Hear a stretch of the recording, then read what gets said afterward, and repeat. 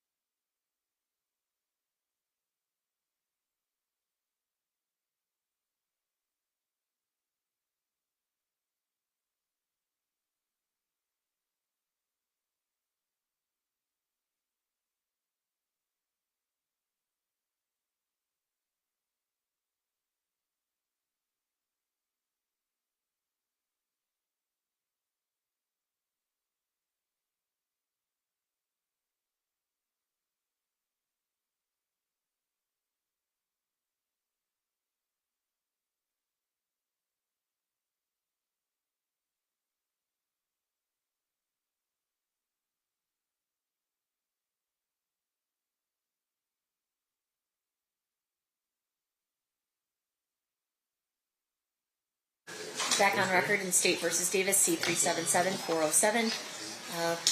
Normal parties present. Anything we need to address outside the presence, Mr. DiGiacomo? Just one thing. Apparently, it was marked, State proposed 145, and I said 149. And so the clerk marked it as admitted 149 instead of admitted 145. So we just need to correct the record. We're going to replace the 149 with the 145. She asked me to put it on the record. Perfect. Any objection, Mr. Sant? No objection. Perfect. That'll be done. Was there anything that you needed to put on record regarding a statement not being introduced? I don't think we need to put it on the record, but Okay.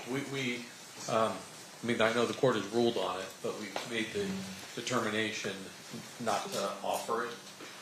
Which statement is that, just so if we ever need an appellate record? Okay.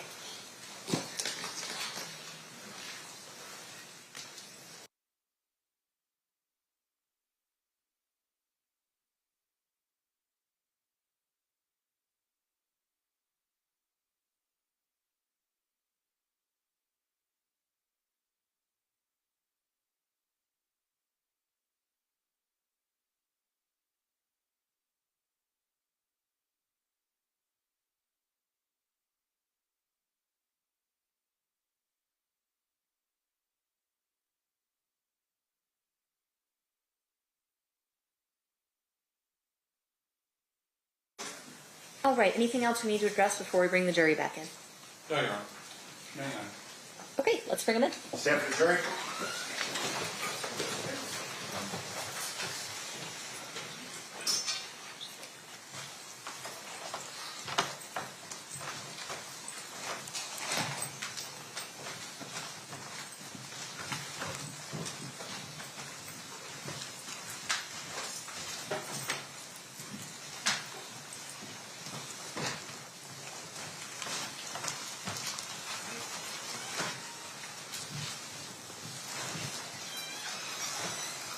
All right.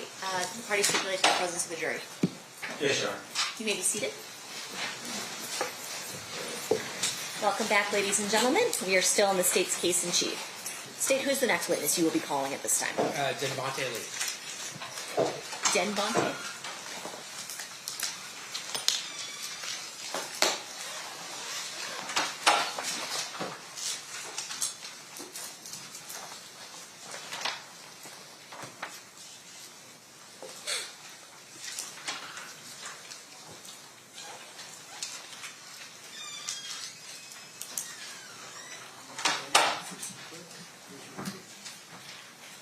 You do solemnly swear the testimony you're about to give in this action shall be the truth, the whole truth, and nothing but the truth, so help you God?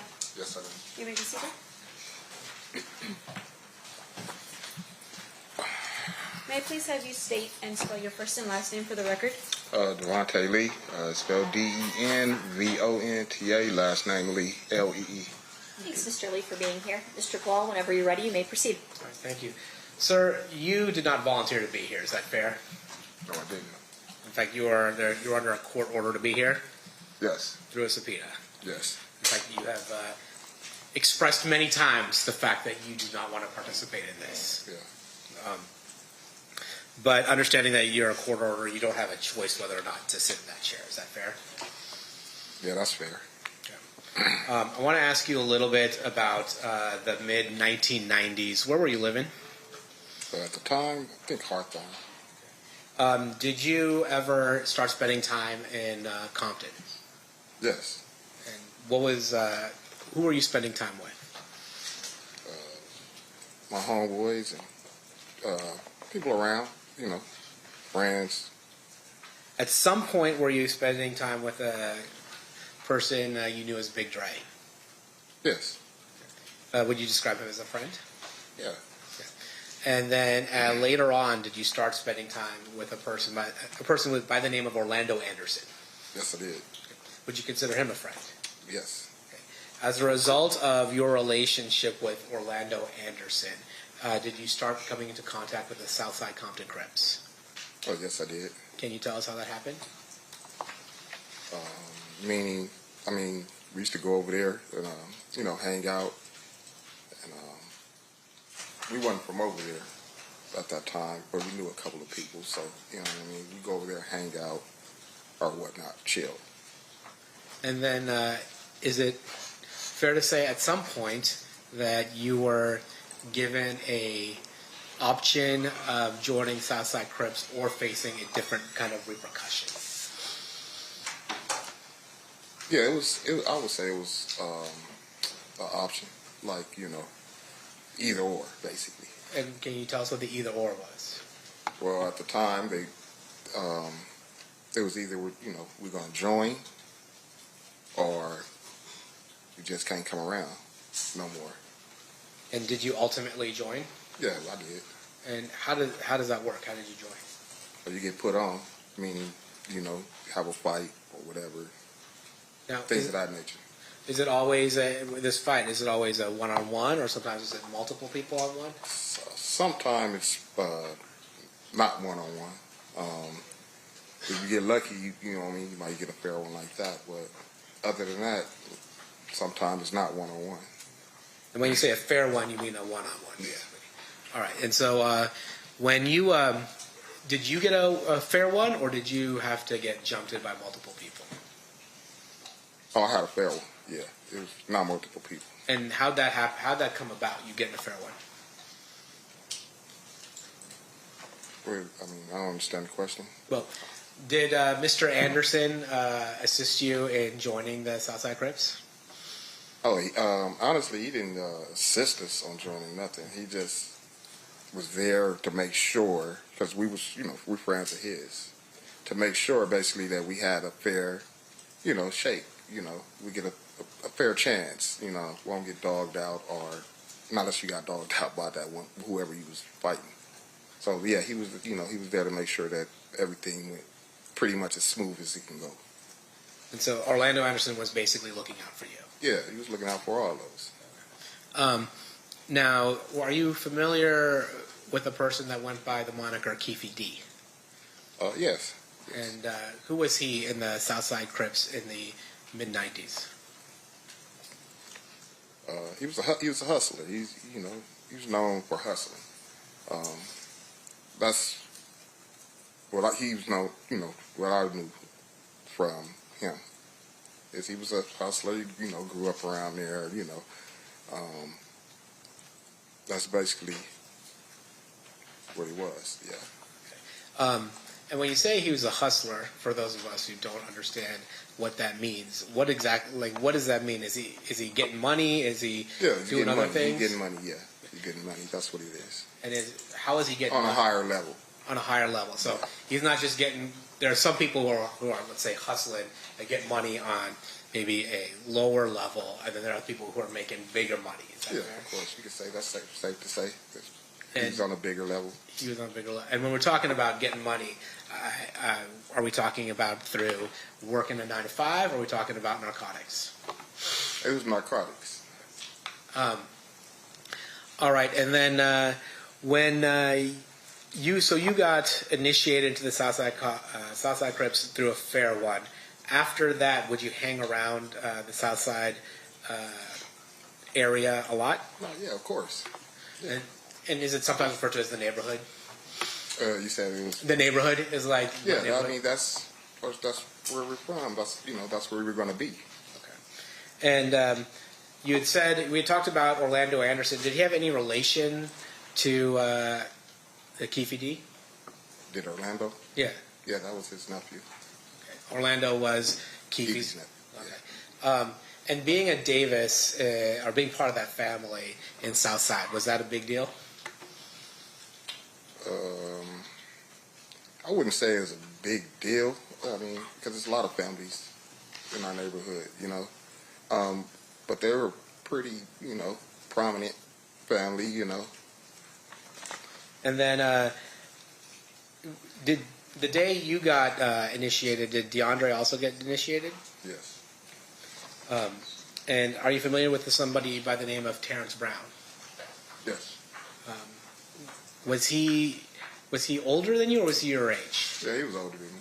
So, yeah, he was older than me. So I assume he was in before you were in. No, yeah, way longer. Yeah, before, yeah. He's more of a you were kind of in the group that Big Dre, Orlando, that age group. That was that. Yeah, that's that era. Yeah, that was. Yeah. And then Terrence Brown was, I'd say, would it be fair to say Terrence Brown's part of an older group along with Mr. Davis? Yes. During that time, did the South Side have any rival gangs in Compton? We had a lot of rival gangs in Compton. Yeah. It's a lot, Understood. Was Mob Piru one of those rival gangs? Yes. And Looters Park Piru also? Yes. In the mid-90s specifically, like 1995, 1996, was there a war going on between Southside and Mob Piru? Yes. I'm going to focus your attention to around 1995.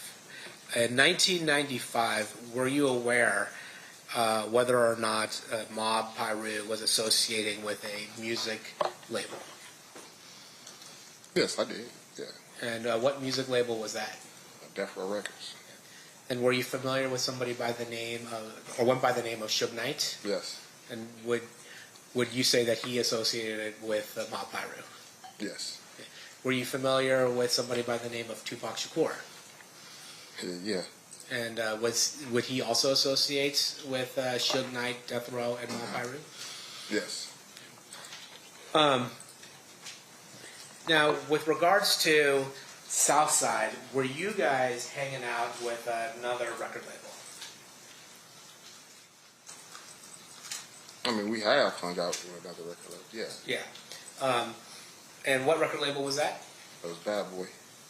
And Bad Boy, is that the record label that was being run by Sean Puffy Combs? Correct.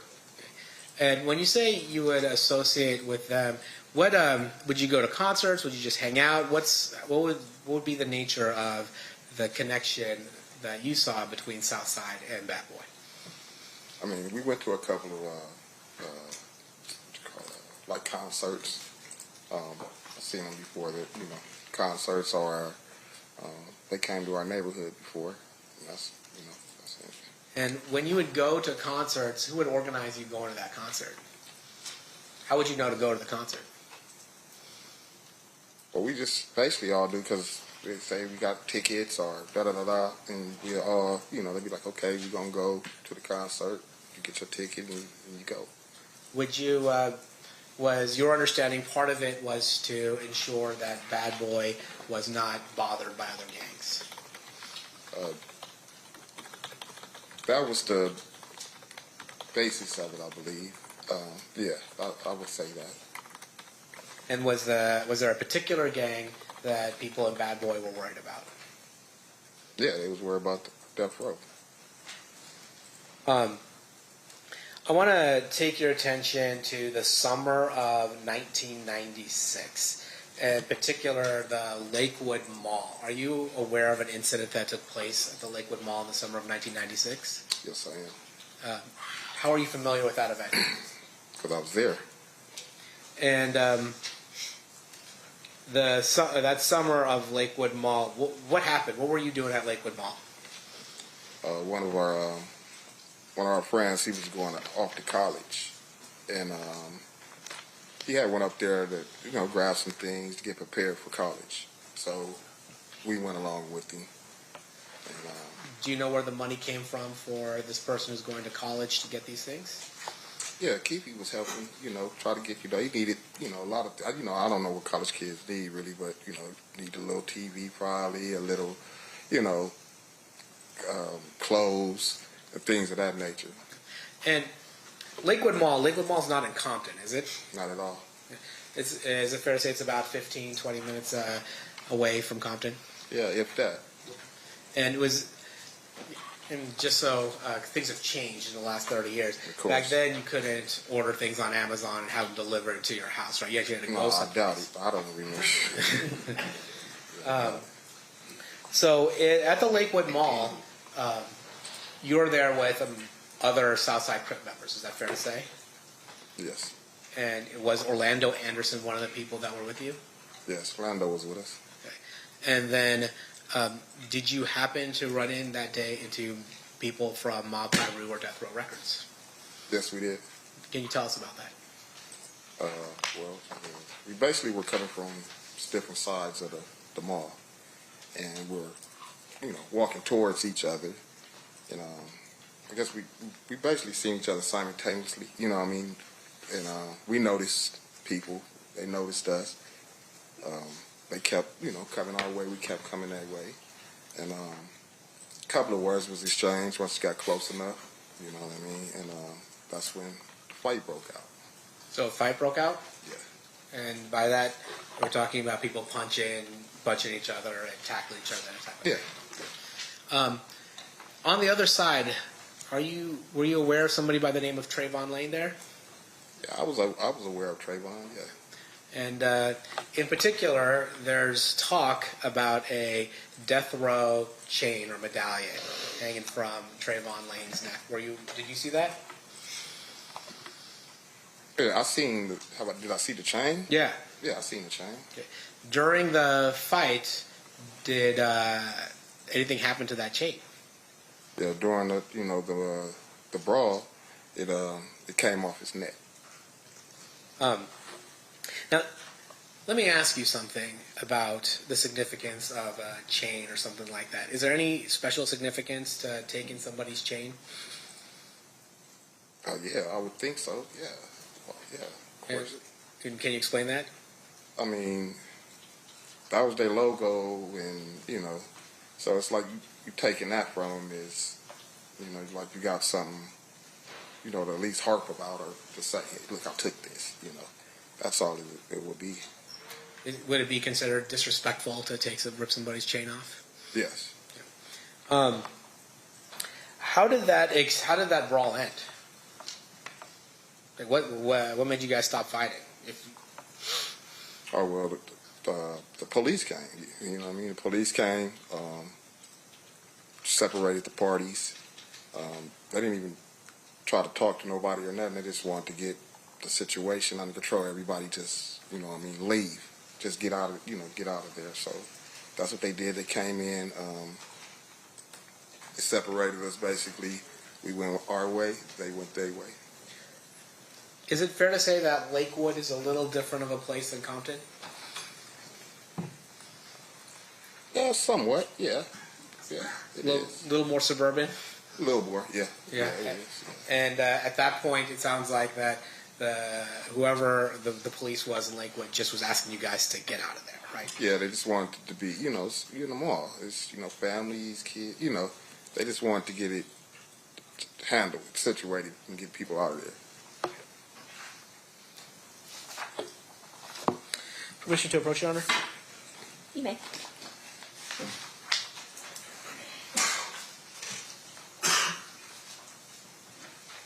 I'll show you some photos.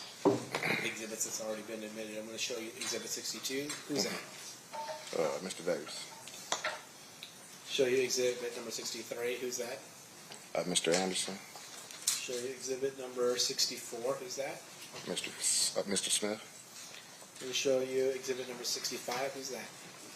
Mr. Brown. I'm going to show you Exhibit number 60. Who's that? That's Trayvon. Okay. And I'm going to show you Exhibit number 70. Do you recognize the people in here? The ones' faces that aren't blurred? Yeah, the people I know is Orlando, me, and Big Dre. And then, is this just a wider out version of that photo?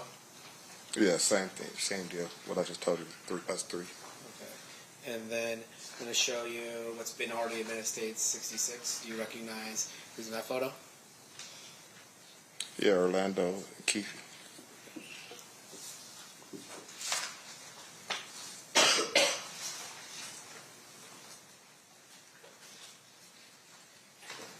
Did you go to the Mike Tyson fight when Mike Tyson fought Bruce Seldon the weekend that Tupac Shakur got shot? No, I didn't. How come? I was incarcerated.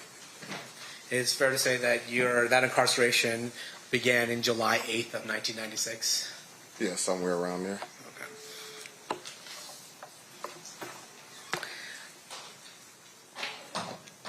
Okay. In 2006, is it fair to say that you started doing work for the DEA?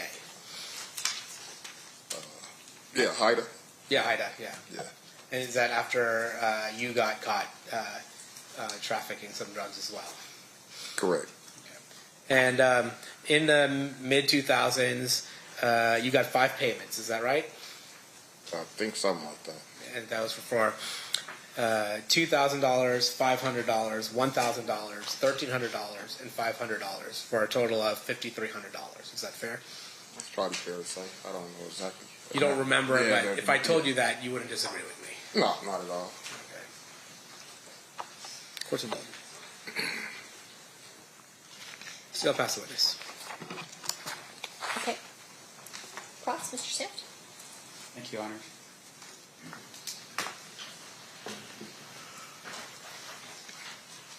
Mr. Lee, your street moniker is Durlock. Correct. Okay. And how did you come with that moniker? How did that happen? It was given to me. And with regards to your testimony here today, you've told us a little bit about your work with HIDA. That's for drugs, correct? Yeah, correct. And while you're... Drugs and other things. HIDA is a task force, so it's drugs and everything. It's ATF, DEA, all that. Right. Right. And with regards to your work with HIDA, of course, because it's about everything, technically, if you saw other types of crimes being committed while you're working for HIDA, you would tell the HIDA people because it's part of the overall task force, right? No, I'm not necessarily. I'm tell them what they asked me about. You know what I mean? I'm not gonna tell them nothing outside of the realm of what they're seeking or looking for. Right. And fair to say, though, with regards to what they were seeking and looking for, at some point they were targeting Mr. Davis as a drug dealer, right? Yeah. And so you were helping them with that information that they needed, right? And that information came in early of 2008, meaning that you were helping them in April and May and that kind of thing. I'm not sure the dates, but I eventually was, helping them. Yeah. Okay. I don't remember the dates. Your Honor, would a review of a report from the DOJ with regard to your participation help refresh your recollection? It might, yeah, sure. Yeah. Yeah, You may Commissioner. approach.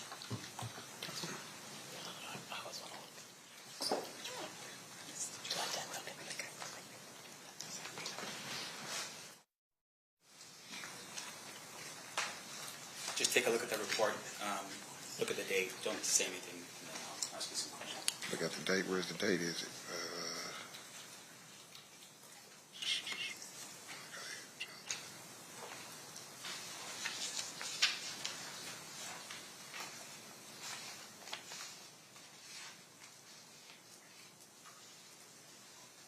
Okay, I recall. Yeah. Okay.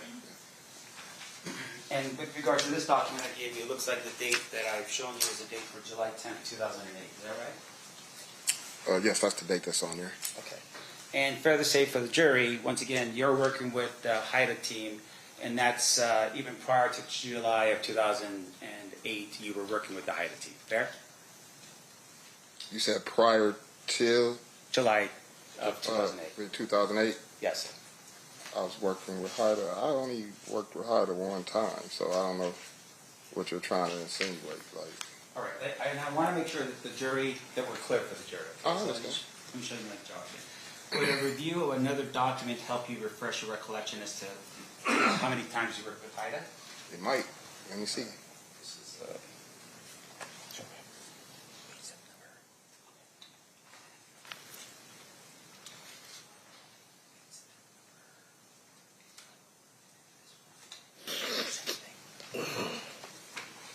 yeah, Bush, Your Honor. You may.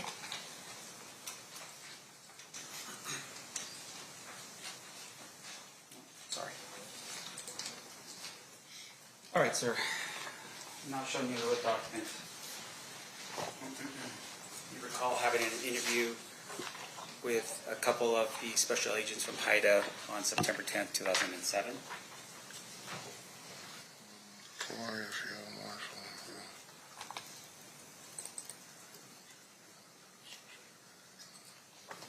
Yes, I recall. All right. And then also, once again, just for the jury's edification, showing you a document here. Were you also working with HIDA on April 3rd, 2008? See, working and being interviewed is two different things. Okay, so you're being interviewed by HIDA on April 3rd, 2008. Yeah, that's what it says. And you were given information with regards to Mr. Davis on April 3rd, 2008, right? I didn't get no information about Mr. Davis. I didn't even know at the time what, you know what I mean? I was there on what I was there for. Once again, this is about drugs. I'm talking about drugs. So with I am regards too. to, regarding 2008, April 3rd, were you there to speak to HIDA agents about drugs?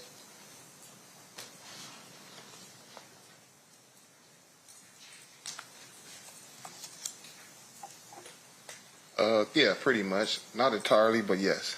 All right. When you say not entirely, what do you mean? I'm saying we did talk about drugs. We talked, yeah, we did. Anything else besides drugs in your 2000? I want to make sure the jury understands. Okay, Anything yeah, in April of 2008 besides drugs that you talked about?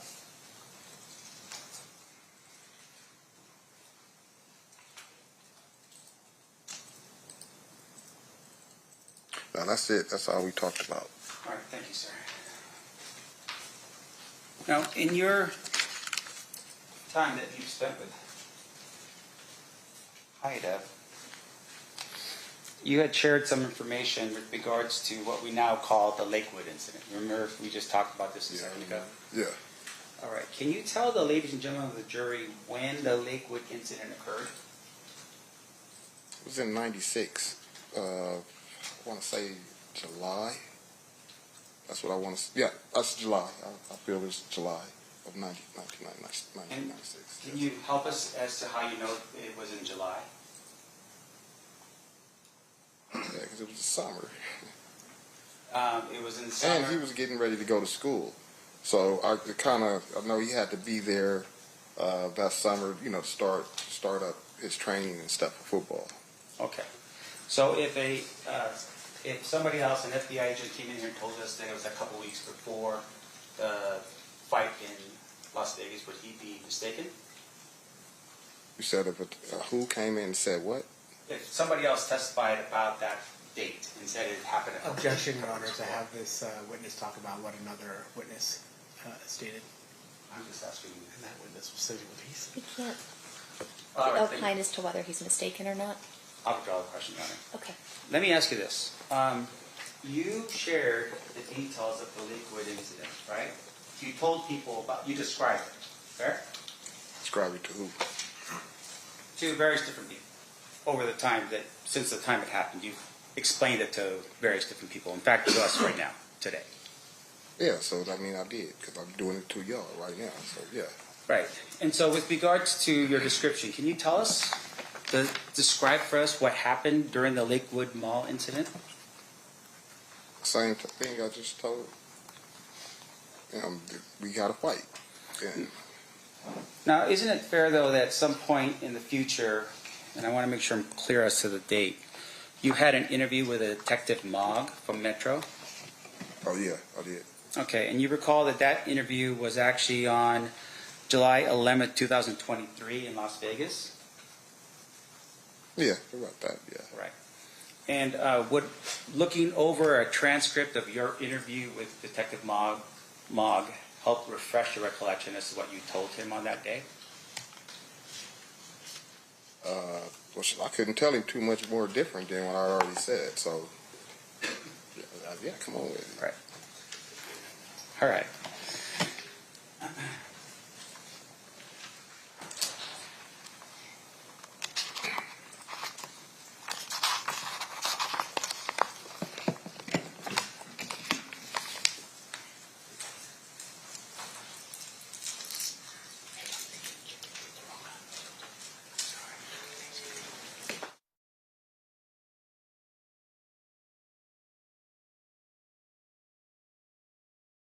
Yeah, put your hand.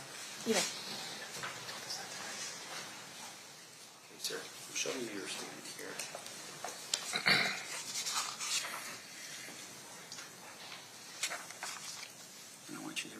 highlighted. Yeah.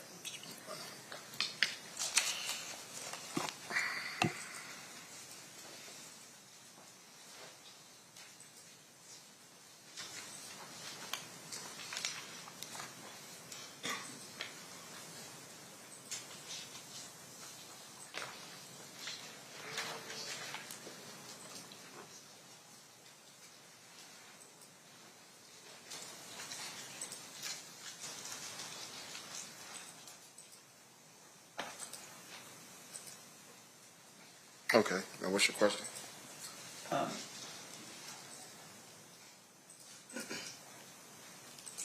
Now, with regard to what you reviewed, fair to say that you told Detective Locke a more specific sort of thing that happened at the Lakewood Mall, right? Yeah, I would say. Yeah. Can you tell us, for instance, the location of where the fight took place? Yeah, it was by Foot Locker. By the Foot Locker. Yeah. In fact, you had made mention that the fight at the Foot Locker was so bad that they had to remodel it after the thing had gone down at the Lakewood Mall. Fair? Yeah, it's turned into the World Foot Locker. Right. You described it as mayhem that was occurred in that Foot Locker. Yeah. Okay.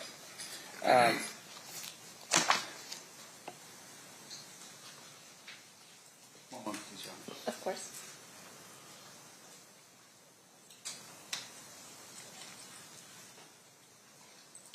Your Honor, I have no further.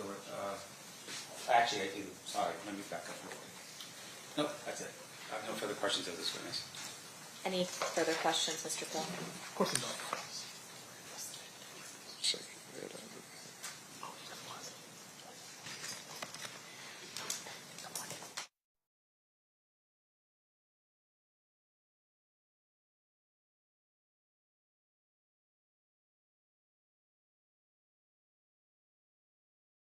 yeah, Your Honor, I'll pass the witness except for one thing. I don't think I moved before the witness leaves. I don't think I moved the exhibits into evidence. I just want to be clear about that before the witness is off the stand. Okay. Which is state is moving proposed exhibit 71, 70, 65, 64 into evidence. 64, 65, 70, and 71. That's impressive, yeah. Any objection? No objection, Your Honor. They'll be admitted. Thank you. Then with that, no further questions. All right, one final thing, Mr. Lee. Anybody from, any members of the jury have any questions for this witness? Okay, got it. Can I have the parties approach?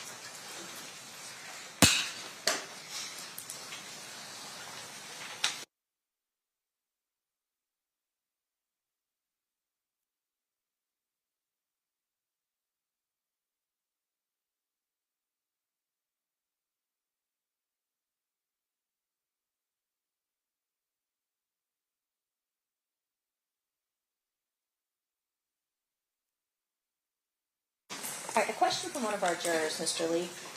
What did you receive multiple payments for if you gave information to HIDA once? Well, it was during, the course of the investigation and things like that. That's what it was for. During the course of the whole thing, they have different ways of, looking out for you or giving you something to try to help your situation or something like that. Any follow-up based on that state? Nope. Defense? No, Your Honor. All right, thank you for being with us, Mr. Lee. You are excused. Thank you. You're welcome.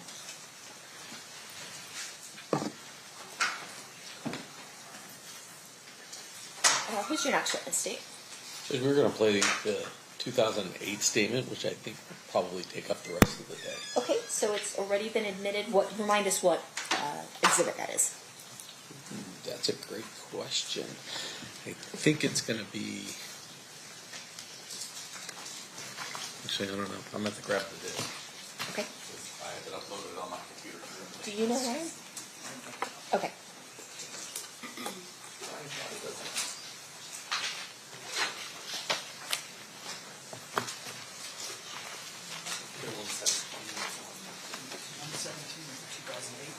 Yep.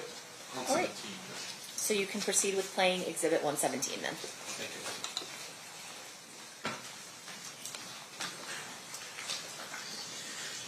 If we just maybe the volume down in the beginning because it's really staticky, and then we'll turn it up when they start talking.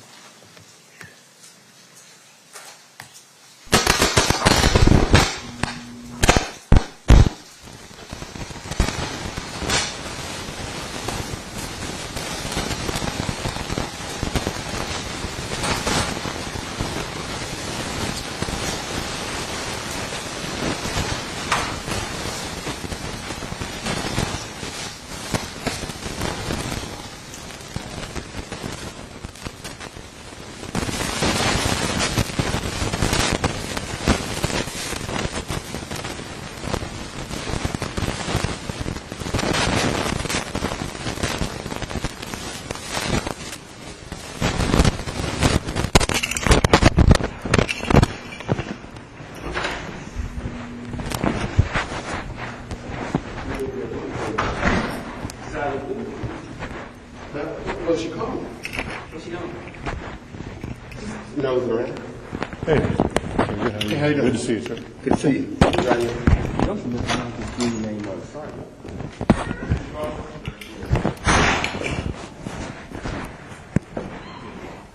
Mr. Higgins is here now.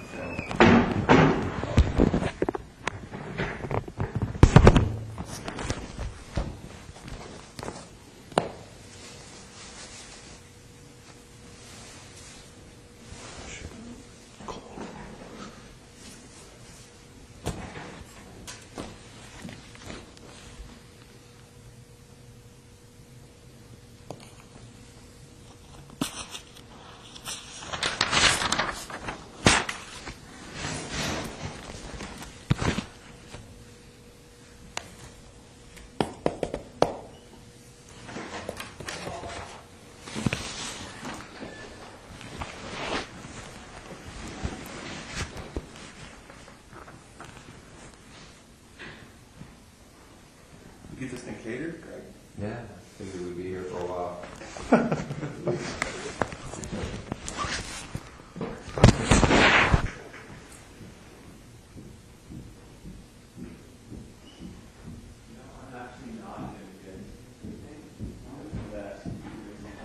Oh, dude, you can just walk out there and buy breakfast. And not do that. Yeah?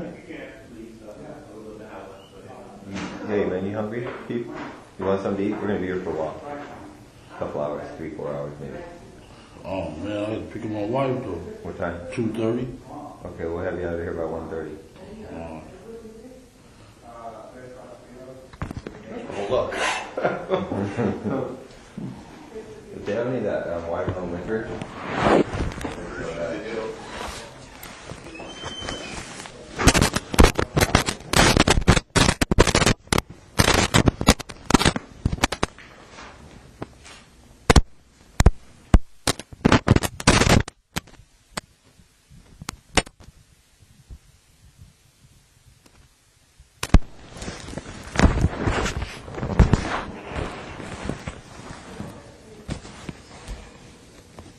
I didn't say no spook down gang either. okay. A couple of weeks before the murder. Okay. Good stuff.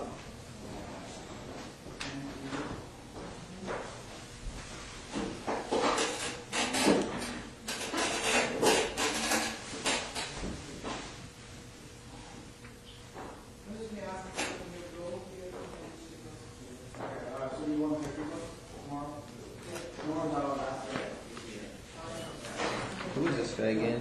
Food Fula? He was the guy, he was a witness that got shot and killed after the incident. And before he really had a ability to make any statements.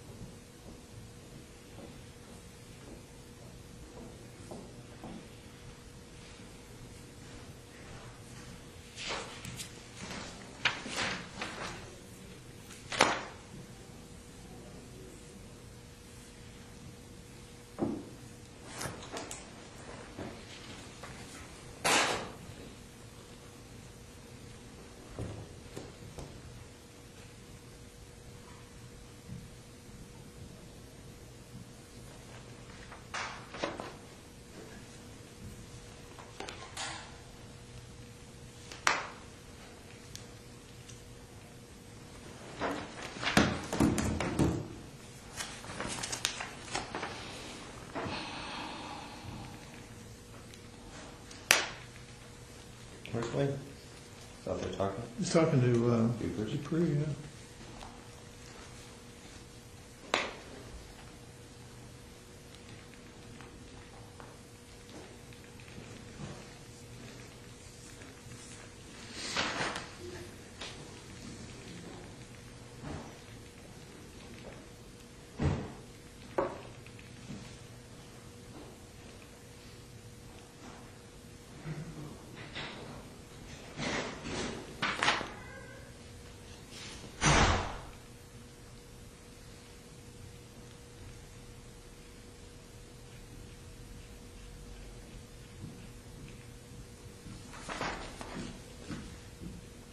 I never said I seen Reggie Wright up there either.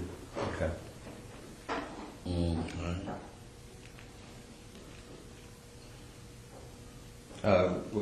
Regarding what? In Compton or at the Biggie thing? At the Biggie thing. Okay.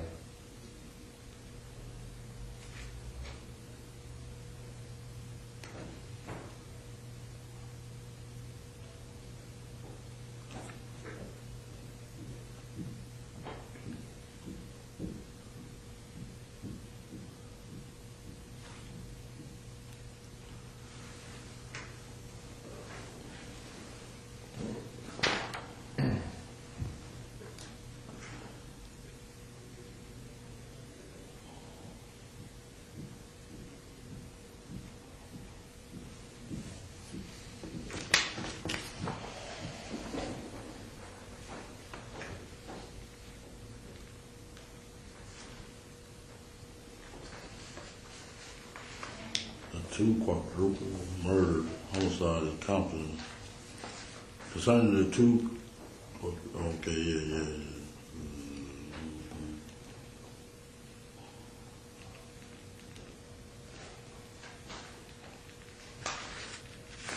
A lot of shooting in Compton after that Tupac thing.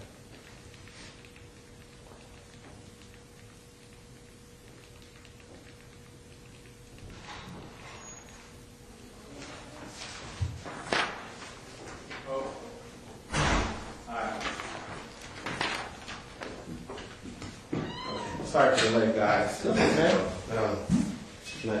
know how it is. It's so difficult out here to make a living. Trying to hustle? Oh, I'm trying, man, but nobody wants to buy anything from me. No, just kidding. I'm kidding. Wayne Yes, sir. keeps going over his original statements that he gave after his Okay. arrest back in 90, whatever. Are you hiding the donuts and coffee and all that? These guys wouldn't let me get in. See? I know how y'all is. I'm trying to help you out, man. I'm looking after your heart. See a fat boy here, you guys are like, yeah, we're gonna fool him, make him come to me. Okay. Oh, God.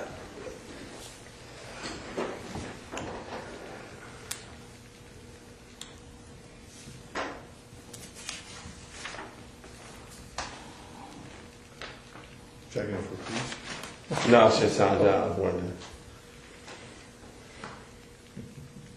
How you guys been? Good, man. Good. How's the holidays going? So far, so good. Really? Yeah, it's coming up fast, isn't it? Faster than I expected. Next week, we'll be here and be over. Which is always a good time. Yeah, no, it is. Yeah.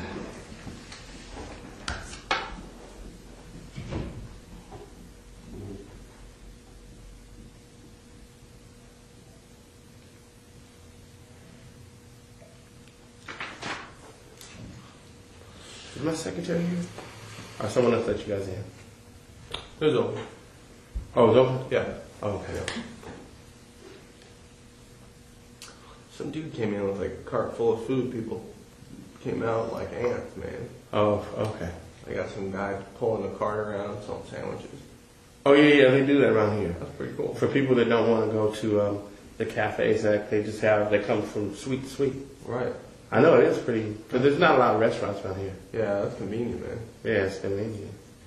Because restaurants are kind of expensive, I guess. Yeah. Yeah, I never eat around here. Does that dude charge a lot? I didn't ask him how much it was. So. Yeah, probably like $5 or $6 yeah. or whatever they can get. Yeah. Yeah. But it's a smart move. It's smart because, Yeah. if I make a couple $100 a day.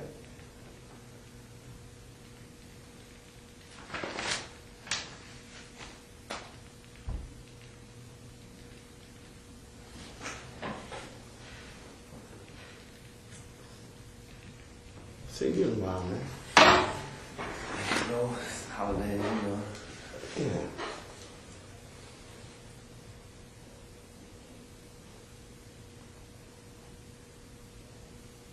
Nice office, man. Meager surroundings. Yes. We're moving down the street actually to the death row building. Is that right? Yeah, we thought, we wanted to be part of history. That's kind of ironic. Yeah.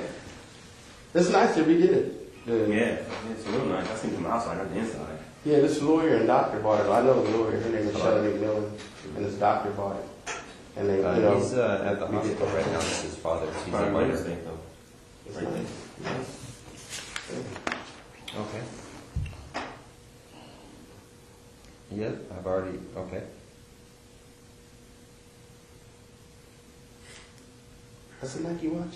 Yeah, I've already spoken with somebody from your guys' office Like and G-Shock. provided it all. Oh, okay. Probably 2 weeks ago. Nice. Thanks, man. My wife got it for me. Yeah. She loves you, huh? A little. Only on my birthday. Yes, fruity by. Yeah, very sweet. Fruity by. Yeah. Calling your birthday? Yes, I do. I don't have it with me right now. I'm actually at work and I'm in a meeting and he has his medical card with him because he's going back in for another pre-op today. His mom does and she's with him, so he can Still working, call man. her. What is that exactly what now? No, oh no, that's his statements from. Prior statements during when he was arrested. Oh, okay. It's 909 Yeah, 331 well, I'm not going to look into that with you. 6272. $19 phone, man. What? It really doesn't look like it. Yeah. What kind of Throwaway. Boost. Oh, Boost Mobile? Oh, they changed them. They're nice. He's fine now. Okay. Throwaways. No problem. Bye-bye. That's what they call you? You just got to throw them away faster, man.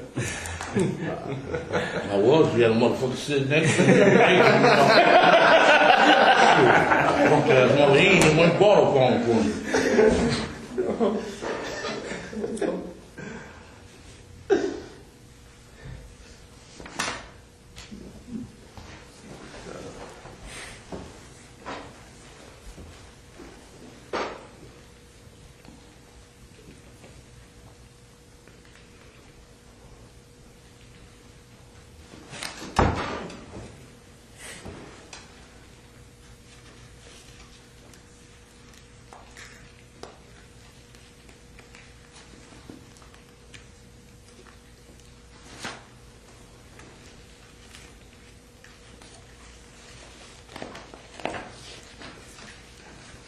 I like the way that Vegas does their reports.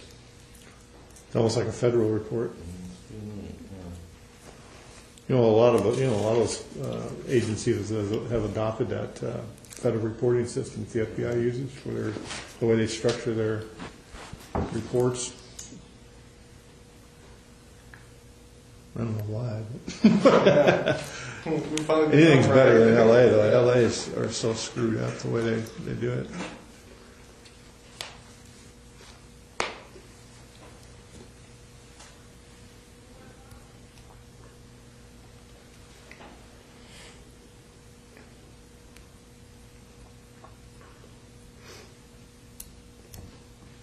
Hey, Greg, can I have a piece of scratch paper? Thank you. You just need one, or you want to? Just one.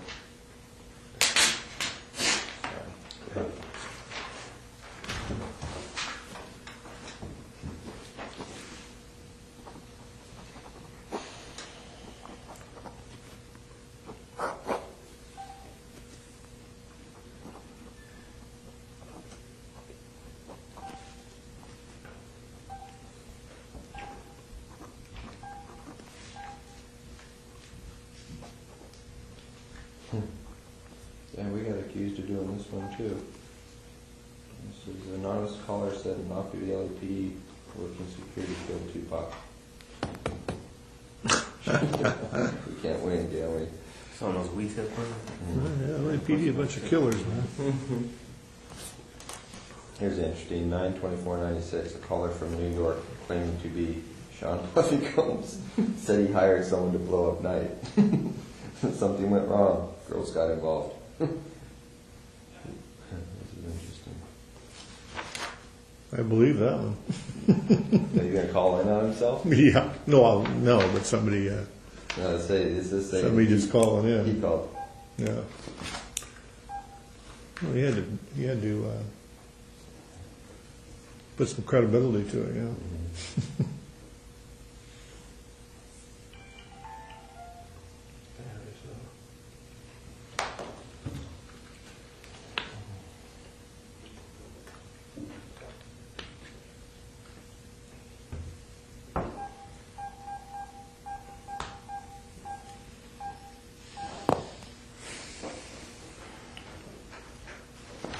Keffe, the second one's is almost identical to the first one, so we don't need to go through that if you haven't already.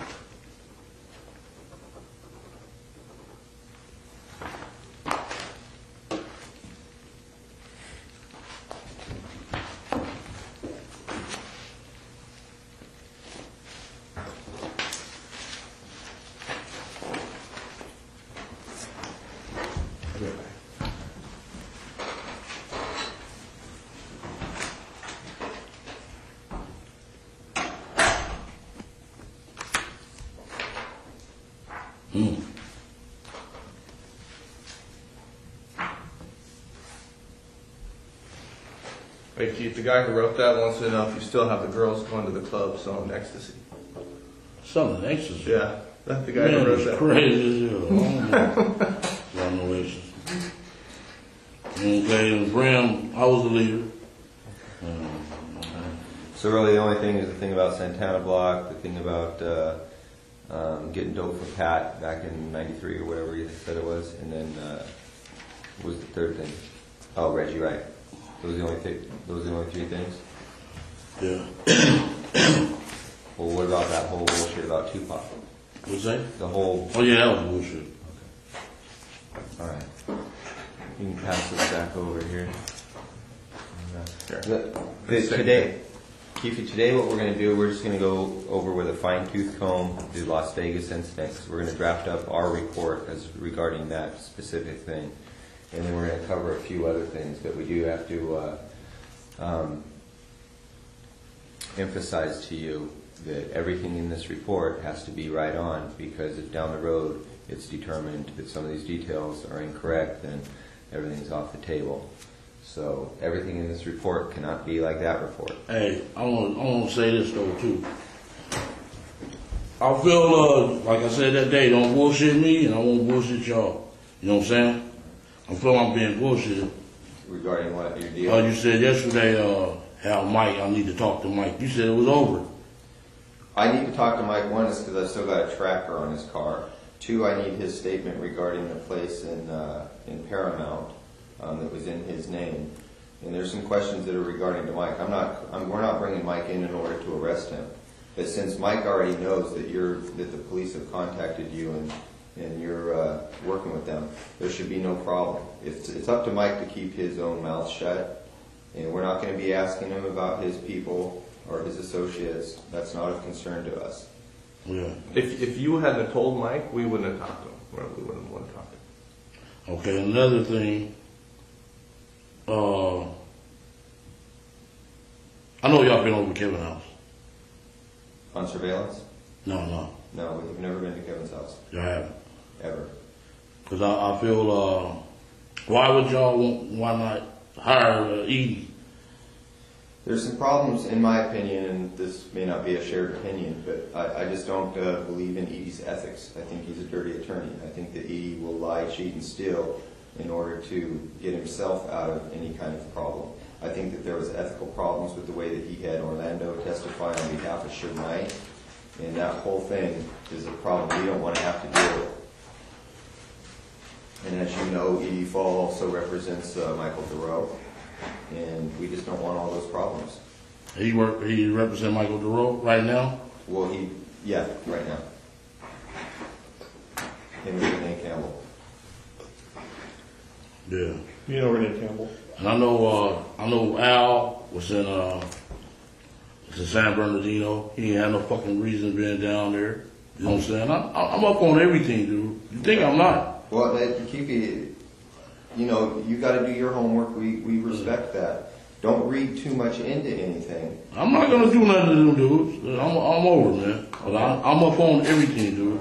Well, that's why he was in San Bernardino. What the fuck? He wrote me a letter. Keffe D, I'll never tell on you this and this and that. Ooh, man. I know you was in San Bernardino, coming to MDC, coming to see y'all, all that. I know all that shit, man. It was about 2-3 years ago. I know about the Tommy thing over there in Carlton Square. Boom. He told, man, I know a whole lot of shit, dude. Okay. Well, you probably know more than us. We're doing our homework as we go. But again, we just don't want to deal with those problems that come along with Michael and that attorney. I don't believe in the guy. Yeah. I've had my encounters with him before, and they didn't go well. Yeah. And Keffe, some of the people that might be real close to you that you may want to protect may be the same people that sold you out. So take that into consideration when you're saying, I don't want to give up Compton, I don't want to give up my homeboy, stuff like that. I'm not saying anybody did it, but I know close to you may have. Yeah, I know. He said Eddie or Pat could be working with us.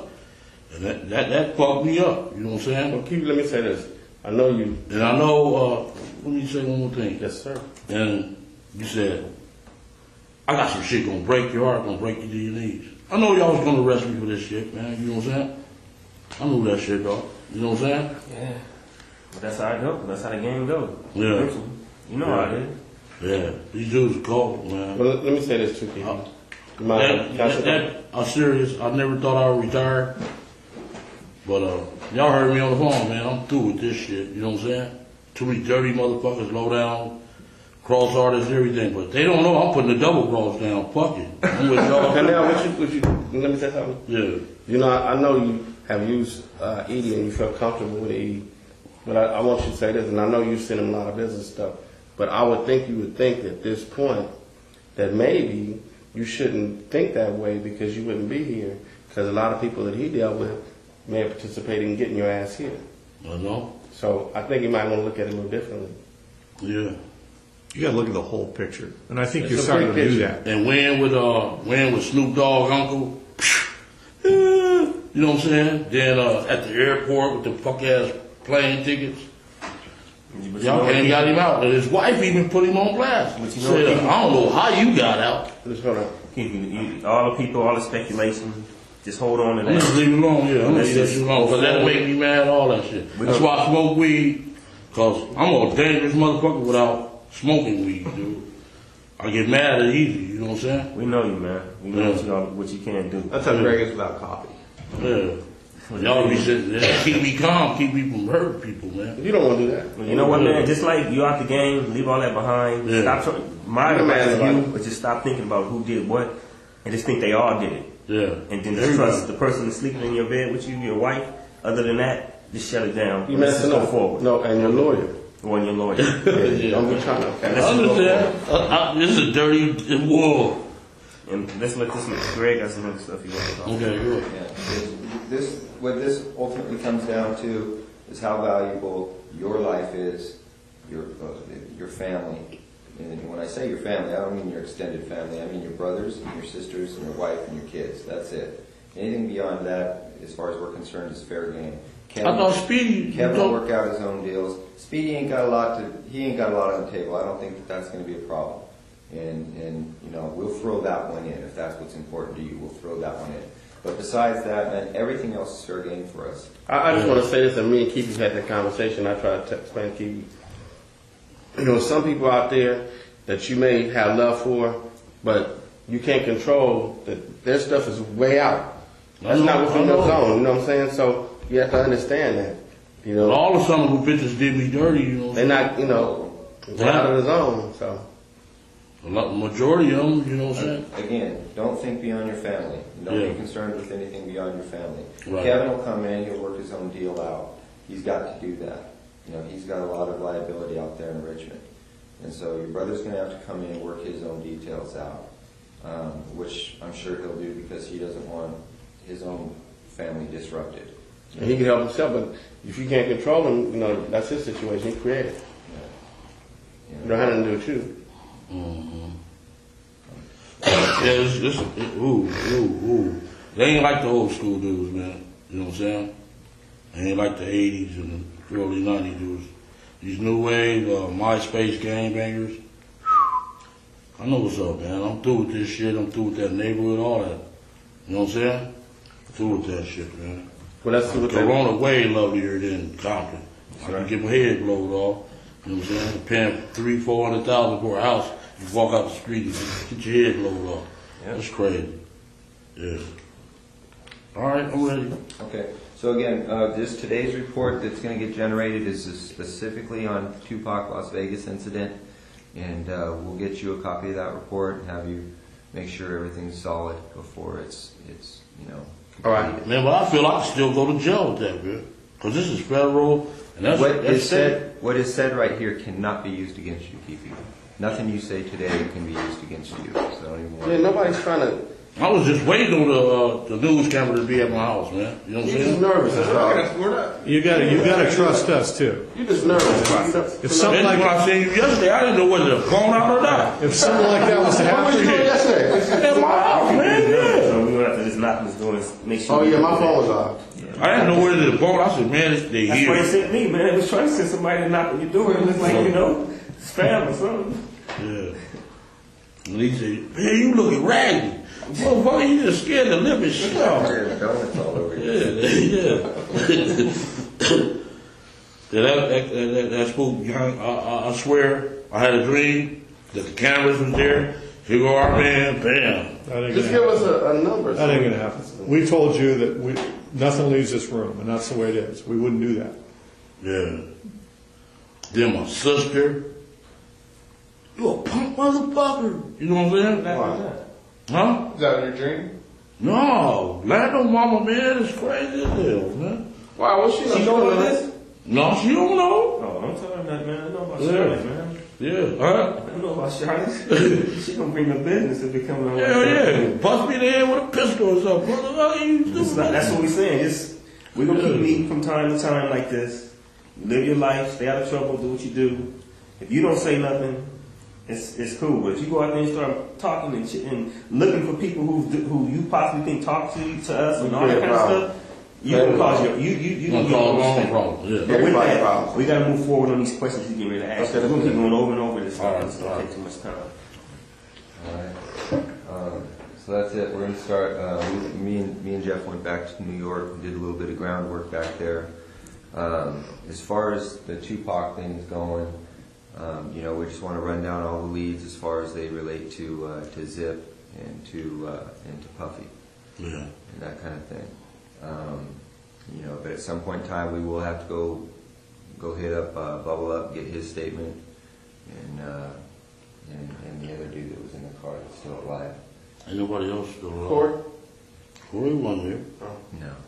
Big Dre and Lane, they both did. No, the other dude, Guitar Carol, or what they can't in the car behind. You want to show them the diagram first and see? Yeah. Maybe more clarifying it. Who was in that car with Zip, or the van with Zip? He wasn't in the van. He was in that van. That's the way we had it. You let us know if that seating arrangement is right or wrong.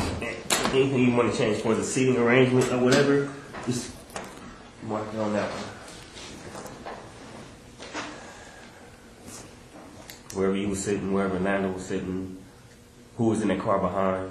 Hell, well, y'all know this shit already. But the seating range might be. Because were you driving? What? Were you driving in the first car? Because see that line says you're driving. Okay.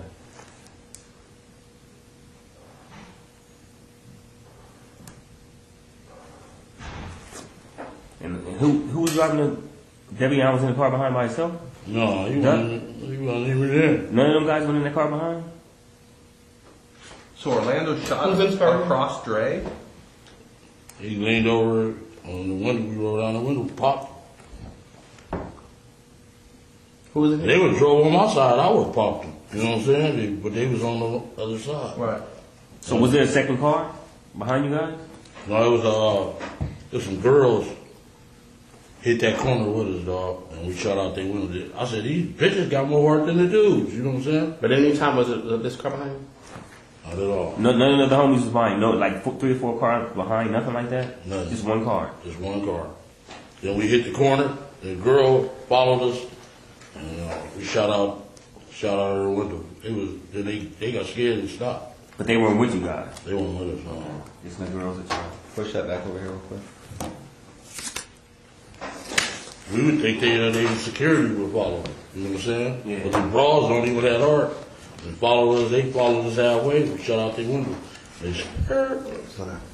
Those are all the guys that you would recognize as being in the car, right?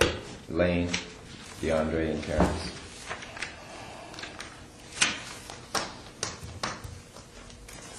Yeah. Okay. T-Brown. Yeah.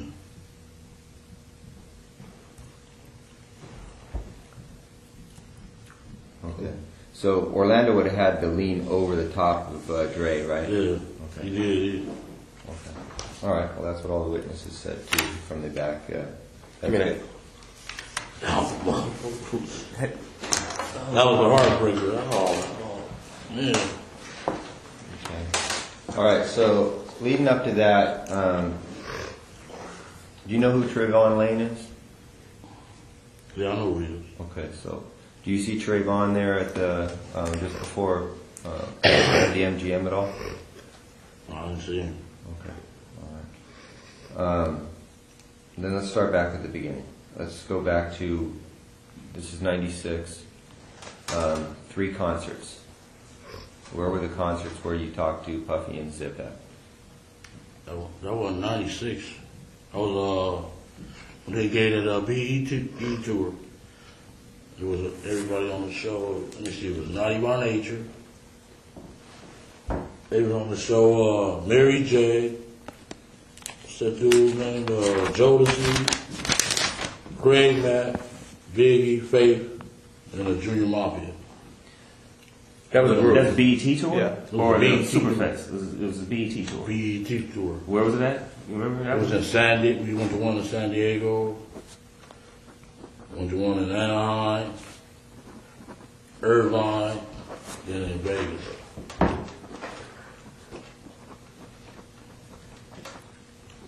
And all 4 of those locations, San Diego, Anaheim, Irvine, and Vegas, that was all the same tour? It was all BET tour with those acts? Except the Irvine. The Irvine was a summer jam. Okay, can you hit those acts again? Naughty by Nature, Biggie, Faith, Jodeci, And Mafia. Junior Junior Mafia. Mafia and Biggie. For Faith Evans, right? Yeah. Okay. All right. So all the acts on there were from Bad Boy, basically.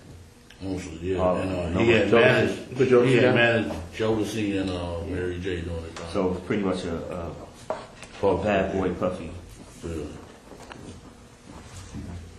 tour. Are you going to be able to track down those dates, Darren? Yeah, I can look it up. Okay. What better? Yeah. All right.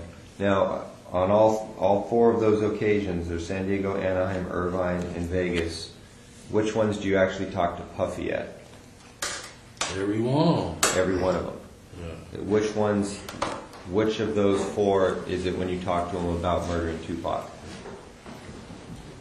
It was really about both of them.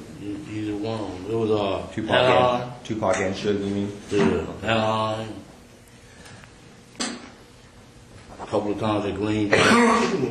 And where? Green Bay. Sunset. Hey, Greg, do you want to go back to like when they first like got in contact? Yeah, we can start there. What year did Flint introduce you to Zip?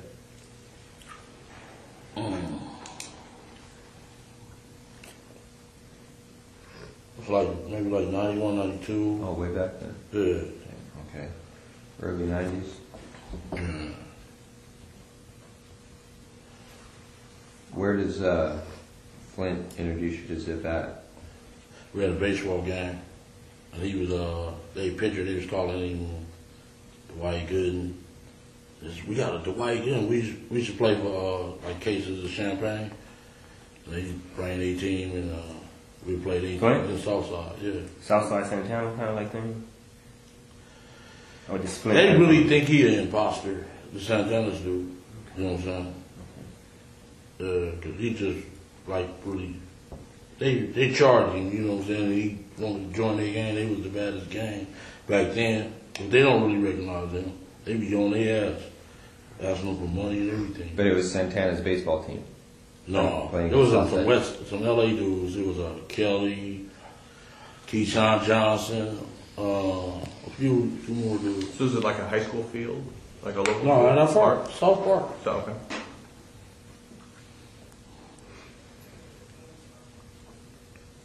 So y'all basically played against them. Yeah, How many occasions did that happen? Like about 3 or 4 times. 3 or 4 times? Yeah, All in one summer? Or was it over a period of like a couple of years or just all in one summer? maybe like a year. For this year. Have a step up for a second.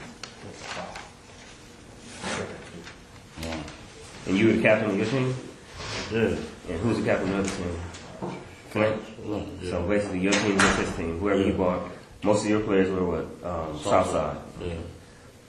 And he bought a lot of LA cats. We had a little barbecue and we kicked it up. When we lost the game, we paid them the bottles. Went to the store and paid them the bottles. So you played for what, Cristal, or for Champagne? Yeah. Dawn, Cristal, yeah. Okay, so that's early 90s. Flint's was busy doing PCP even back then? I can't say. He was kind of starving then. Okay. He used to always ask me for money and all that shit. Okay. But 91, then we went out there in 91. To New York? Yeah, about 3 weeks. Because he bought Zip to like the last baseball game or one of the first baseball games. Did Zip come to all 3 games? Yeah. He used to come on. Yeah, he was a pitcher. Okay. And then Okay. they used to call him the White Gooden. Oh, okay. The White Gooden for y'all. That's how Flint introduced him, is the White Gooden. Boom, he came in, he was a pitcher. He doing them fancy curveballs. Could he throw? Yeah, we used to we was good athletes in Southside, though. A lot of good athletes, yeah. Her Lando was a good athlete. So quick, is that who you know as Zip? Yeah. Now you got hair now. That's no. That might be old. This is Oh. old.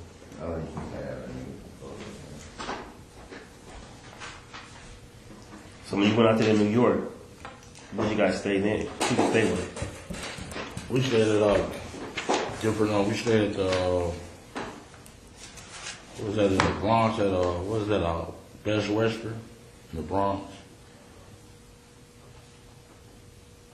I don't mean to take over the interview, but Then we stayed at his house a couple of times. You know, during that period of time. At Zip's house? Yeah, You his know? little apartment. It was in Jersey City.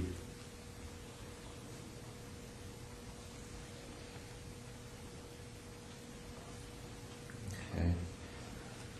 When you're out in New York, is that when you meet Puff out there? Not doing that. I met him. He gave a party at some little club down in Santa Monica. Paradise. Oh, you 24? Was Paradise 24 used to be? Yeah, it was Paradise. Yeah, on Santa Monica. Okay. Rudolph Highland. Yeah. That's where I first met him. This was like That's okay, Keith. We're going to try to keep this in order, so we'll get to that part. Okay. So now you're in New York with Zip and Flint, and what's happening in New York while you guys out there? I brought some birds out there. Okay. They kind of like ran the sham. You know, I guess he gave Fast the money. A couple of days later, he jumped in the cab and leave. Okay. So I'm still out there like 3 weeks trying to give him my fucking money. You know what I'm saying? Flint fucked you over? That's what it looked like. You know what I'm saying? So what's the name gave me the rest of the cash and said I gave Flint the money. How many birds did you have that you took there? 3. These 3 birds? Okay.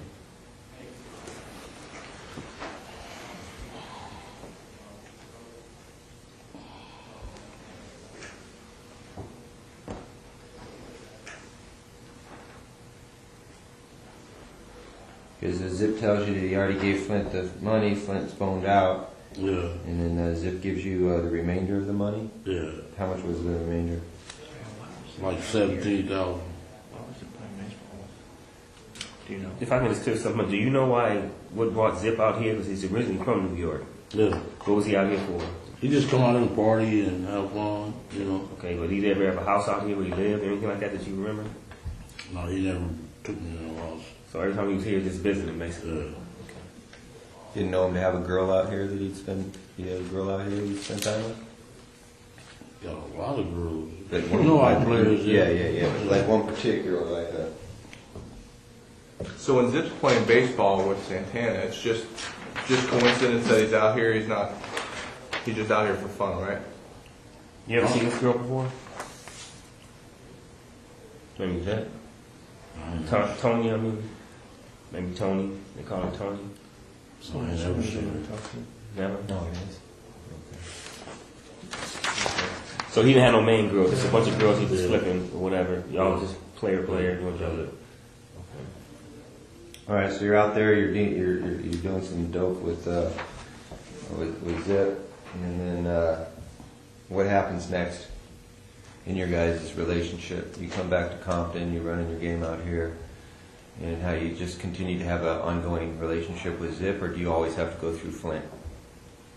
Shit, if they fuck me, you think I'm gonna fuck them up? I had 300-400 birds. I'm balling. Fuck them. You know what I'm saying? So you never got paid for the 3 birds? After you got, when did you get paid for the?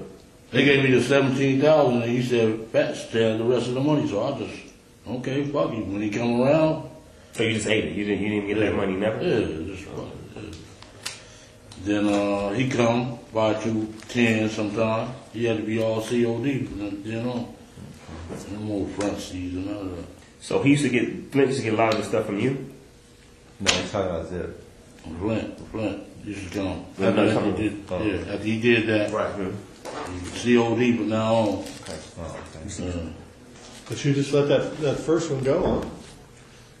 He was balling back then. That was, You teach yourself, fool. That's just a cost of doing business, huh? Yeah, you on yourself. That's all I take it. So he would keep coming to you, but he'd be COD, cash on delivery, buying birds over the years? He went to jail maybe. We did about 2 or 3 transactions. He went to jail after that. Okay. And I was asking why the fuck you would go out to Miami and you know I got the shit here. That's what you get. Because that's what he's doing, going to Miami getting some stuff, and he got popped. That's where he got popped at. But when you brought the stuff back to New York that first time, who was that stuff for? Zip. It was for Zip. Yeah. But Flint brokered it. He kind of like the middleman. Yeah.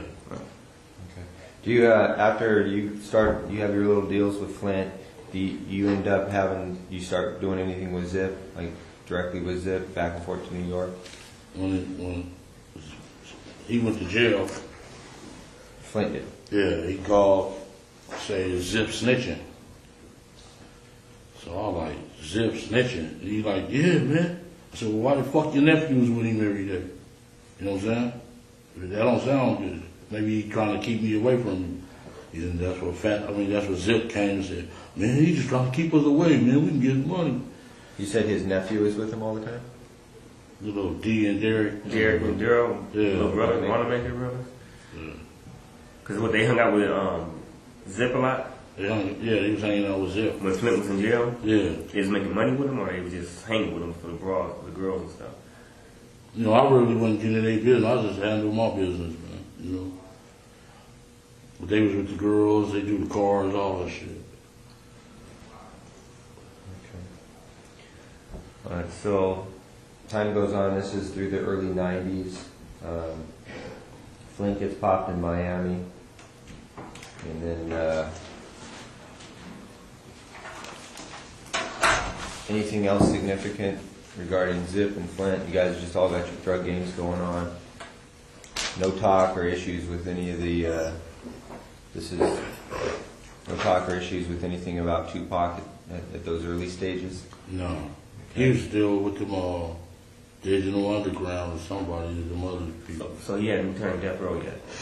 No. But when Flint and Zip fell out, there wasn't no beef. Just word, he snitching, and they That's what he said. That was bullshit, so we could stay away from each other. So that was it. Yeah, that's what I said. Why your nephew still hanging with him? Okay. If he's snitching, that don't look good, you know. So then you hook back up with Zip? Because you know it was bullshit? Then I did that water deal with him, with Pat Bernard. It's in the paperwork already. Okay, so you do the water deal. Was that pretty accurate what you said regarding the water deal? That Pat Bernard. You guys fucked Patrick over? Patrick Bernard? Yeah. Did we fuck him? I didn't say we fucked him over. No, he did. I think he got his money. Okay. He didn't? Okay, he probably didn't. 15 years ago. You know, the deals that went down between them, you know?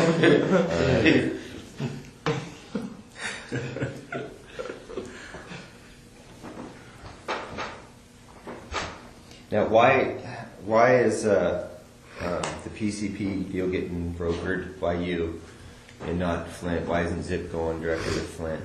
Because he was in jail. Oh, okay.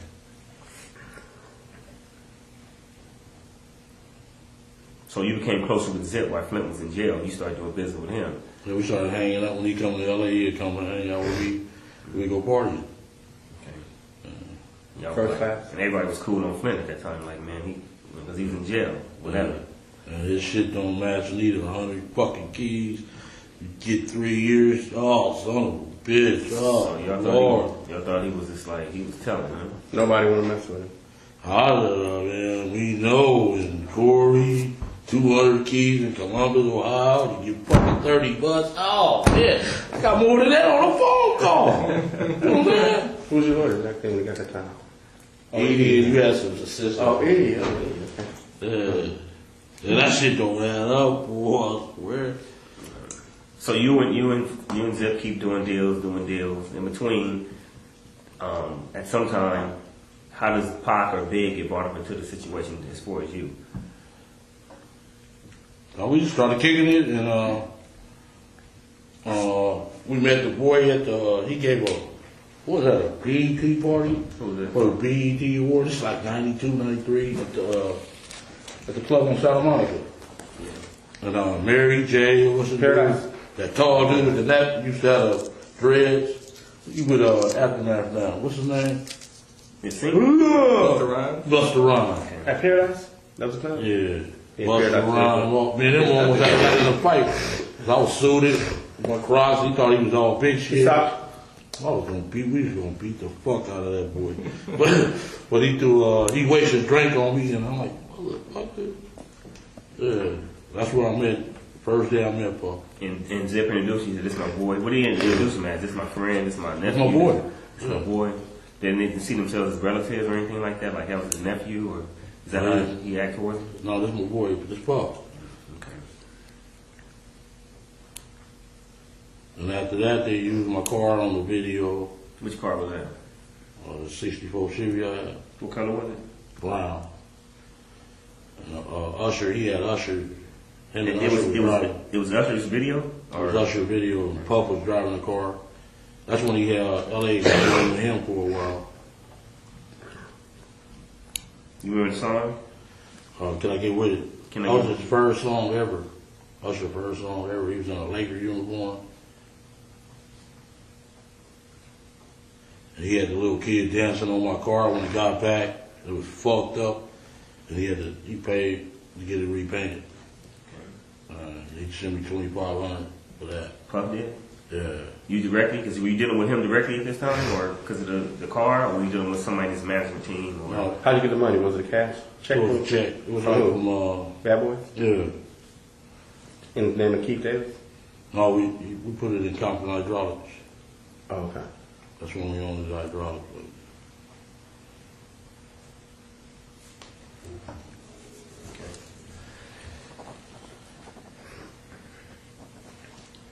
I'm sorry, what's the cat's name again? The video dude? Usher. Okay. Can I get with it? That was 92? What year was that, Cam? It was like 92. When he first 92, 93, He yeah. was like 16, 15 years old. 14, yeah, he was a little kid. Mama, can I buy the car? Yeah. And then after that, was your relationship right with you and Zip? And Puff? Yeah, we used to go fun, go to the club, you know, drink, pop the bottles, all the bitches come. Yeah. Good style, right? Yeah. How often would he come out here? Zip? Shit, like once a month. Did Puffy have a place out here? Didn't he have a place out here? Where you staying at? House? Back then, no, he didn't. He was scared shitless out here because of the voice. So that beef had started by then? No, it started when they went out to that award in New York, and he said, "You want to be in fucking, you want to be in your own video, not this motherfucker dancing." That's when it started. Then we seen him right after that at that summer jam. We on the stage drinking bottles, smoking, and he like, "Hey, Keffe D, let me holler at you." So how the fuck you meet them dudes, dog? Same way I met you, you know, motherfucker. Yeah. That's Suge saying that? Yeah, Suge asked me, how you meet them dudes? I'm like, man, same way I met you. And that was at the 95 Summer Jam, Summer Festival? 95. That's when One More Chance was out. Big Key Keffe. Okay. One More Chance, yeah. Let's go back a little bit. We go back, Zip is coming out once a month. You met Puff at the Paradise Club at the BET Awards. He asked you to use your car, you use your car, you ended up getting damaged, he pays you. And then Zip's coming out once a month. Prior to the times when you start talking about the beef with Pac and Suge, how many times do you meet Puffy? How many times we met him before the beef came? Maybe about 3-4 times. 3-4 times, always like at a social event? Yeah. Okay. Greenbacks was mostly, that's where we started. Green Patch? Greenbacks. Right on Sunset, by the lounge. Yeah. Oh. It's a little upstairs, and just like a deli. Yeah. Oh, no, it's called right next to the comedy store. Yeah, then there's a strip club on the other side. Deli. Okay. So you see him at these different events out here, just kind of socialize, shoot the shit. It's nothing going on. And then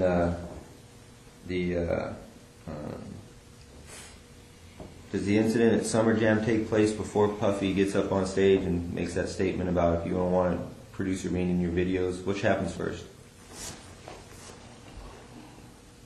I don't know. I would have to check the dates. Okay, but well, I'm quite sure that the Summer Jam happened first. Cause he got jealous because Biggie took over the record charts. You know what I'm saying? Like, bam! Biggie was, that One More Chance was hot. Yeah. So when you saw him at the Summer Jam, he wasn't mad at you for being with them. Like, he was traded. He was just saying how you knew them. So how the fuck you meet them dudes? Yeah. He didn't really mess with you like that anyway. He couldn't get mad at you, right? What? Yeah. That wasn't the issue. Okay, so you meet him there.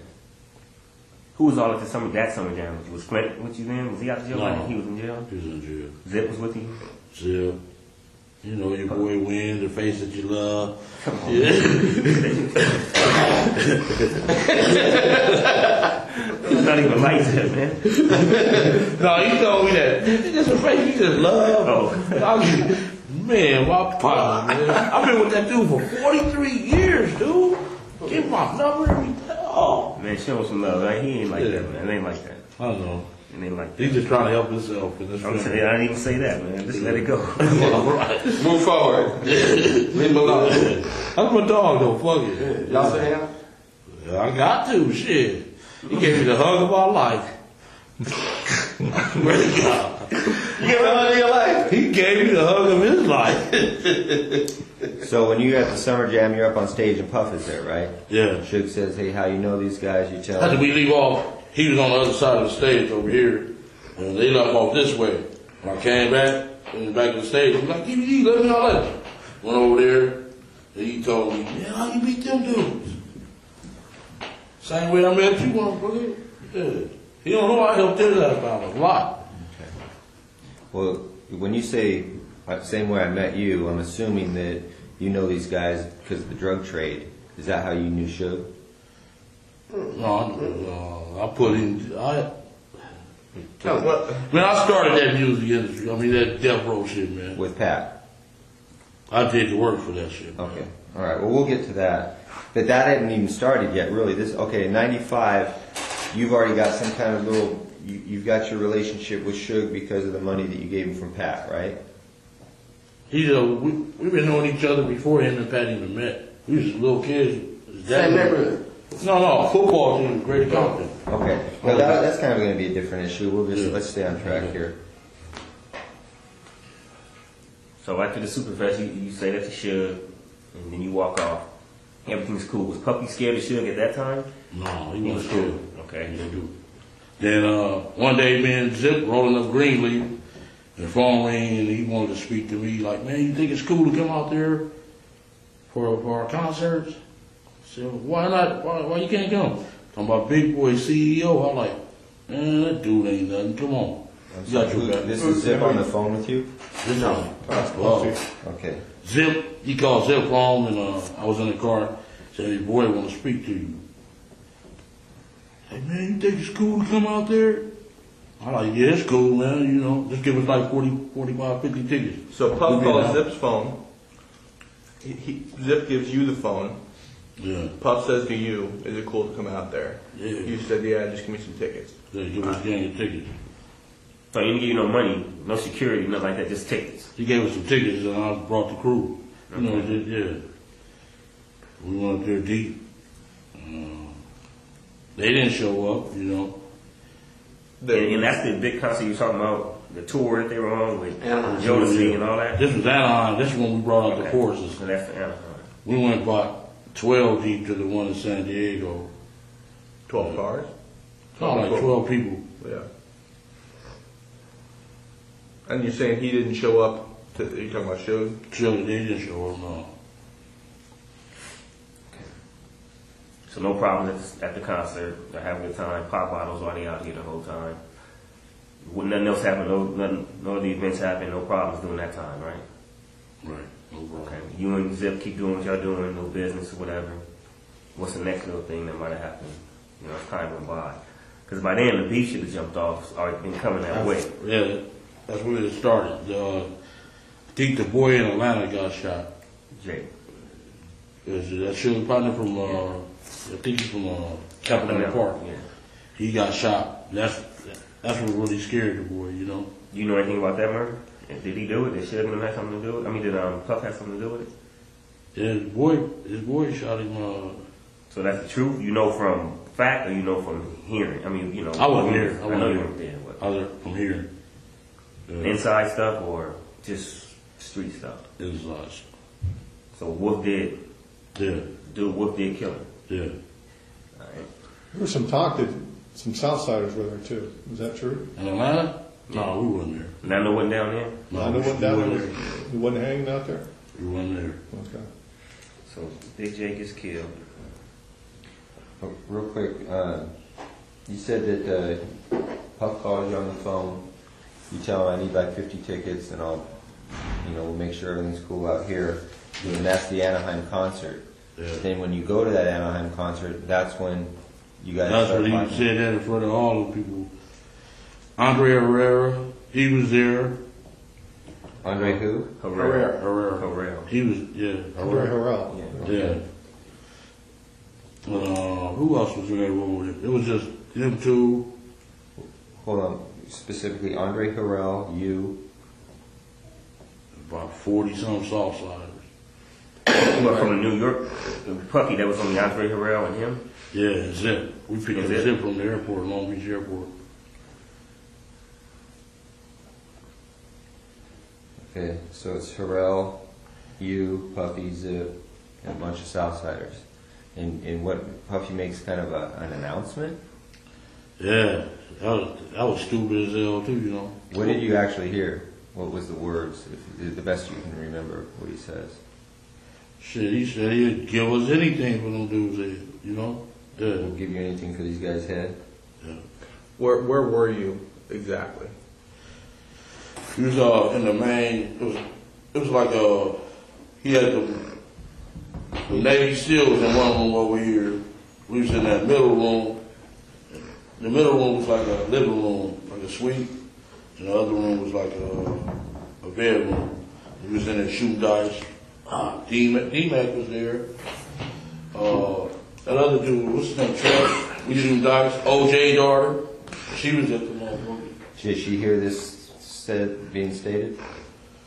And It was mostly, this was after the concert. Before the concert, he stated that. After the concert, that's when everybody came back to the room, did a little party, shoot dice. Okay. Was D-Mac there before the concert? No. So D-Mac wouldn't have heard that?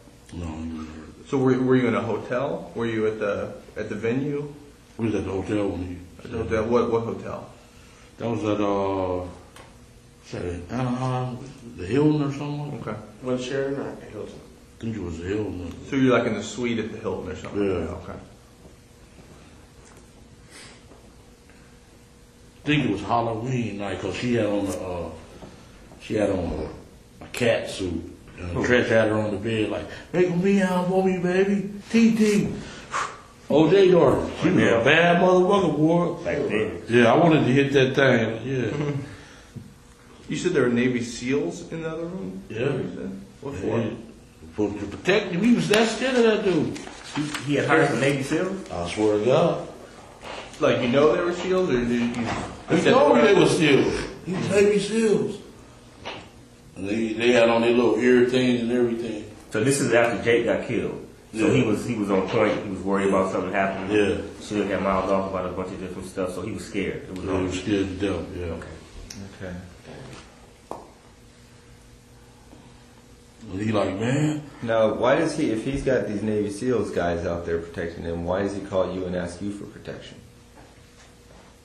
Would you rather have some Navy SEALs or some gangsters? Well, yeah, but that's my point. I mean, if you have a choice between the two, you've got some trained gun, you know. Explain to me.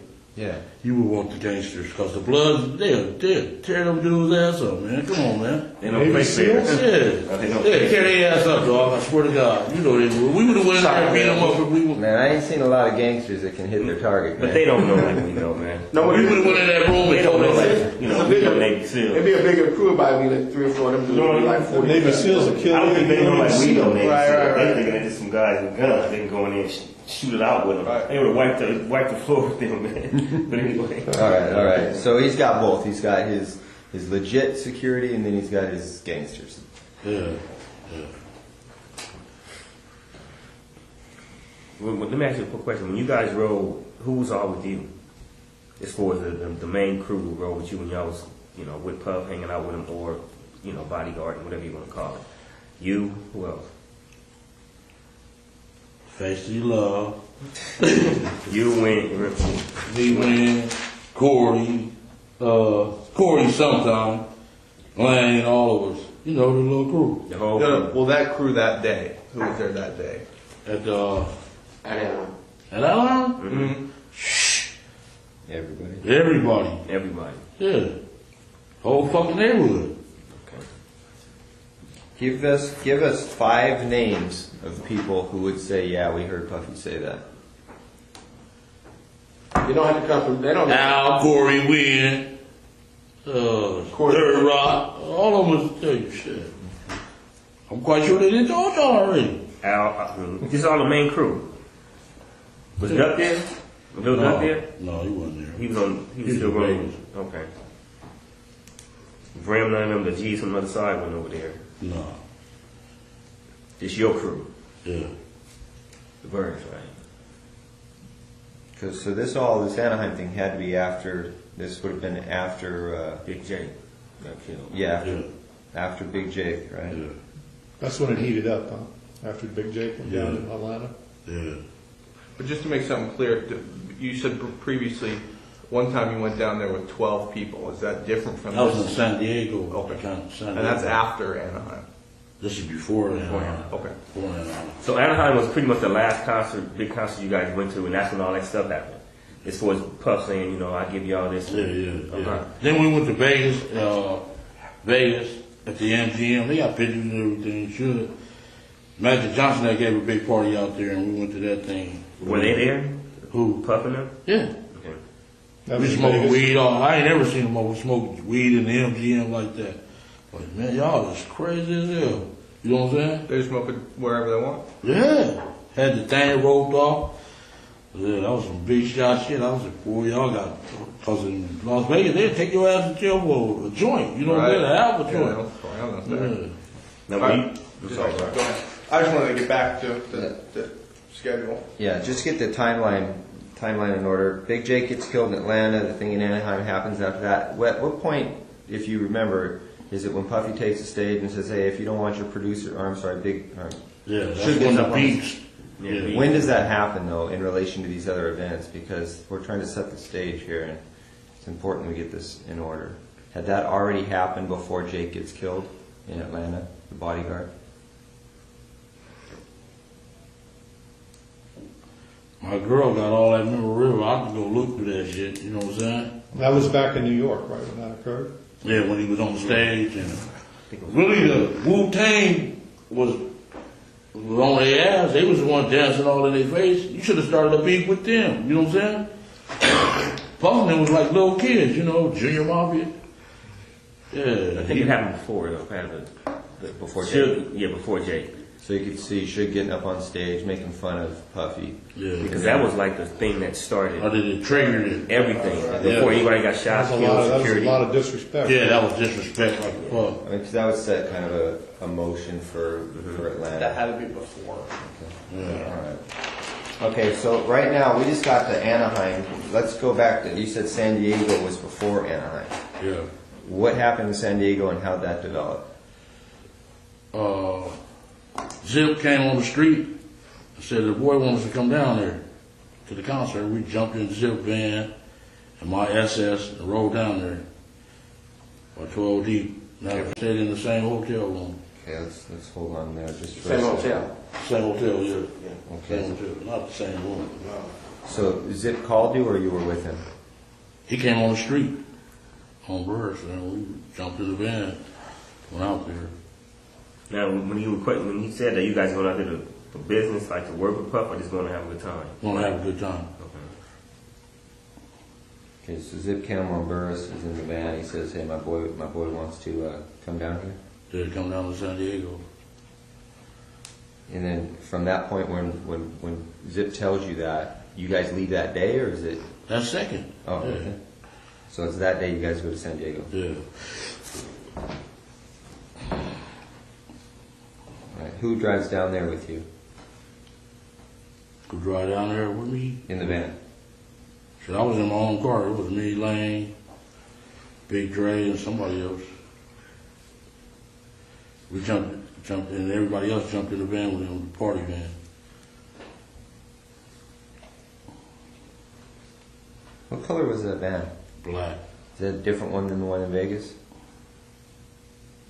Maybe you said he was in a van in Vegas, so it was the same one. No, he was in that black Benz in Vegas. Oh, Benz. Like the end, so. Yeah, he said Benz. Mercedes Benz. Okay, but you did say something about a van in Vegas. We'll get back to that. But you said everybody's in a van acting like a bitch. Oh, that was it. That was a renter van. We Okay. No, it's cool. All right. So Dre, Lane, Davis, you're all in what car? You had the. SS Paul. And everybody else gets in the van with Zip. Yeah. And you guys go to San Diego, and where do you guys stay? Whatever I don't remember the name, but the Dallas Cowboys that played San Diego Chargers that weekend. Was it near the water, or was it on the Main Street, the gas station district? There was a Sheraton or the Hilton. You remember seeing water? Was it off the water? No, it was that night.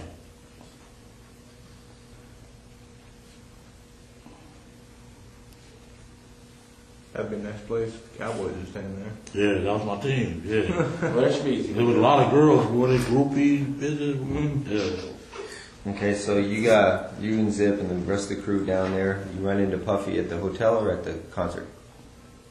We ran into him at the concert, then we went to the hotel after the concert.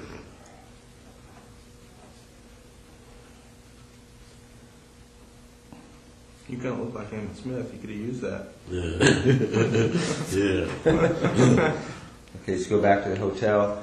And what discussion regarding Tupac and Suge? What happens there? I don't think he really discussed it then. Going in, we was in the room smoking weed and the little total brawl. What's her name? Keisha with the Panther thing. She said all of them laughed. We was just having a good time that night. Okay, so no discussion about. And I just want to ask a question. I'm curious. Who paid for y'all rooms when y'all was there? Like when y'all go to the hotel, he already had rooms for y'all?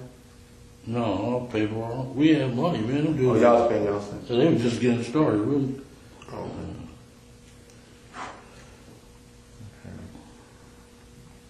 All right, so San Diego happens. Then is there anything else that happens between San Diego and Anaheim? I don't know if that concert the thing in Vegas was before Anaheim or I know Magic Johnson gave a big party there. Okay, let's go into that. Magic Johnson gives a big party out there. In Vegas.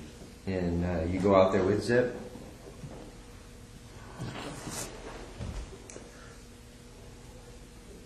We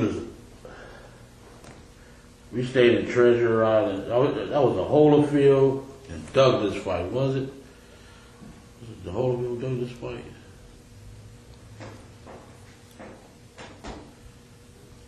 The night Fan Man. You know, Fan Man. Holyfield Bowl, wasn't it? Okay, it was the night of that Yeah, fight. Holyfield We Bowl. stayed at the Treasure Island. Al, they got the rooms for us and everything. Then Al got the room for you? little while? Yeah. Yeah.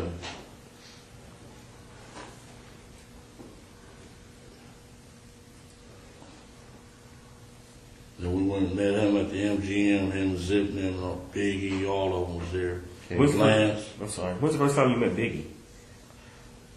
First time I met Biggie was in San Diego. The San Diego concert and everything? Yeah. He was in the room with y'all or whatever? Yeah, smoking weed. Yeah. That's the first time all y'all met him? Yeah. Okay. Good question. Break and then All right, play I was- second half. You read my mind. I was going to do it at about 3 o'clock, so you beat me to it. We're going to take a recess at this time. During the recess, you are admonished not to talk or converse amongst yourselves or with anyone else on any subject connected to the trial, or read, watch, or listen to any report or commentary on the trial of any person connected with this case by any medium of information, including without limitation, newspaper, television, the internet, and radio, or form or express any opinion on any subject connected with the trial until it is submitted to you. We'll have you guys back here at 3:15. Please rise for the jury, everyone.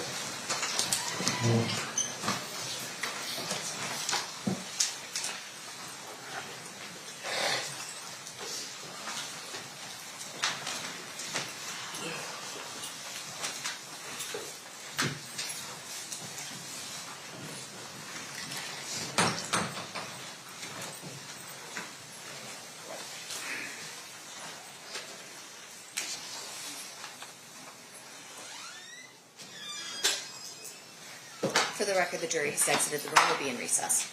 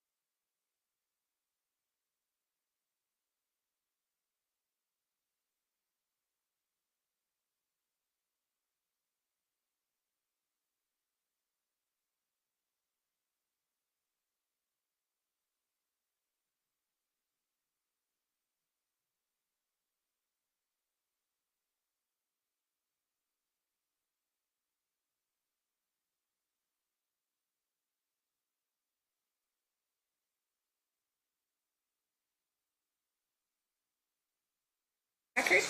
Back on record in State versus Davis, C377407. Anything we need to address before bringing the jury back in? Diana, if you could just a quick idea of what the schedule looks like. Yeah. For the next couple days. Okay. From the state or from my perspective, because I did send it out.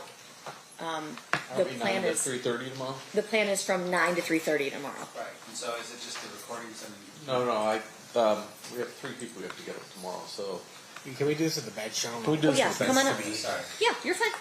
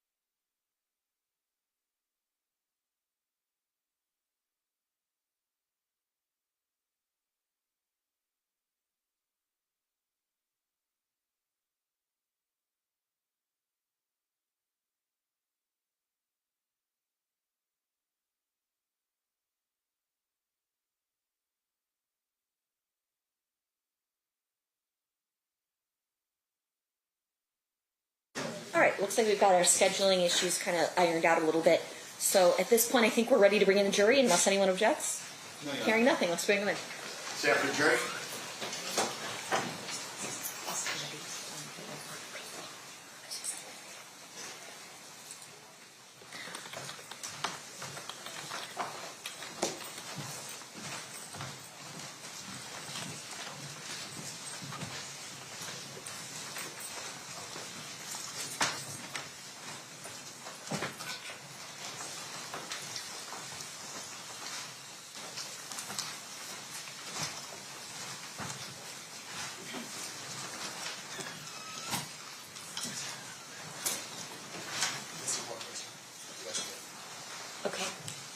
have one juror still in the restroom. So everybody can be seated, and then when our other juror comes in, just rise for him real quick.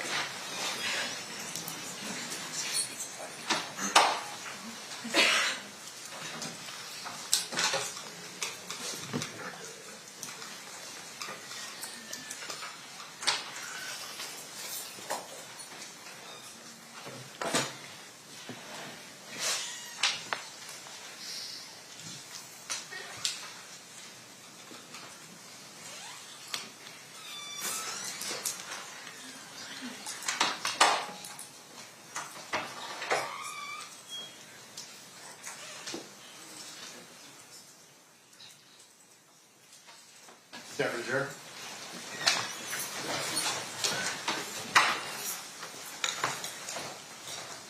Did the party stipulate to the presence of the jury?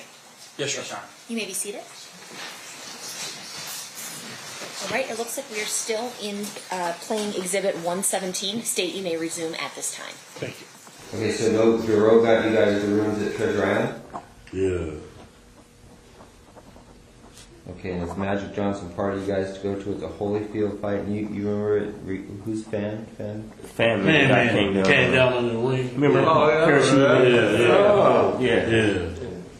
To the ring, got beat down. Yeah, they beat his ass. Rock, Newman them beat him up. They beat him down. Dude, bro. I didn't realize that. Sucks to be an idiot. Just playing a joke. Oh man, because they threw off their rhythm, man. They was ready to go, and this gonna come.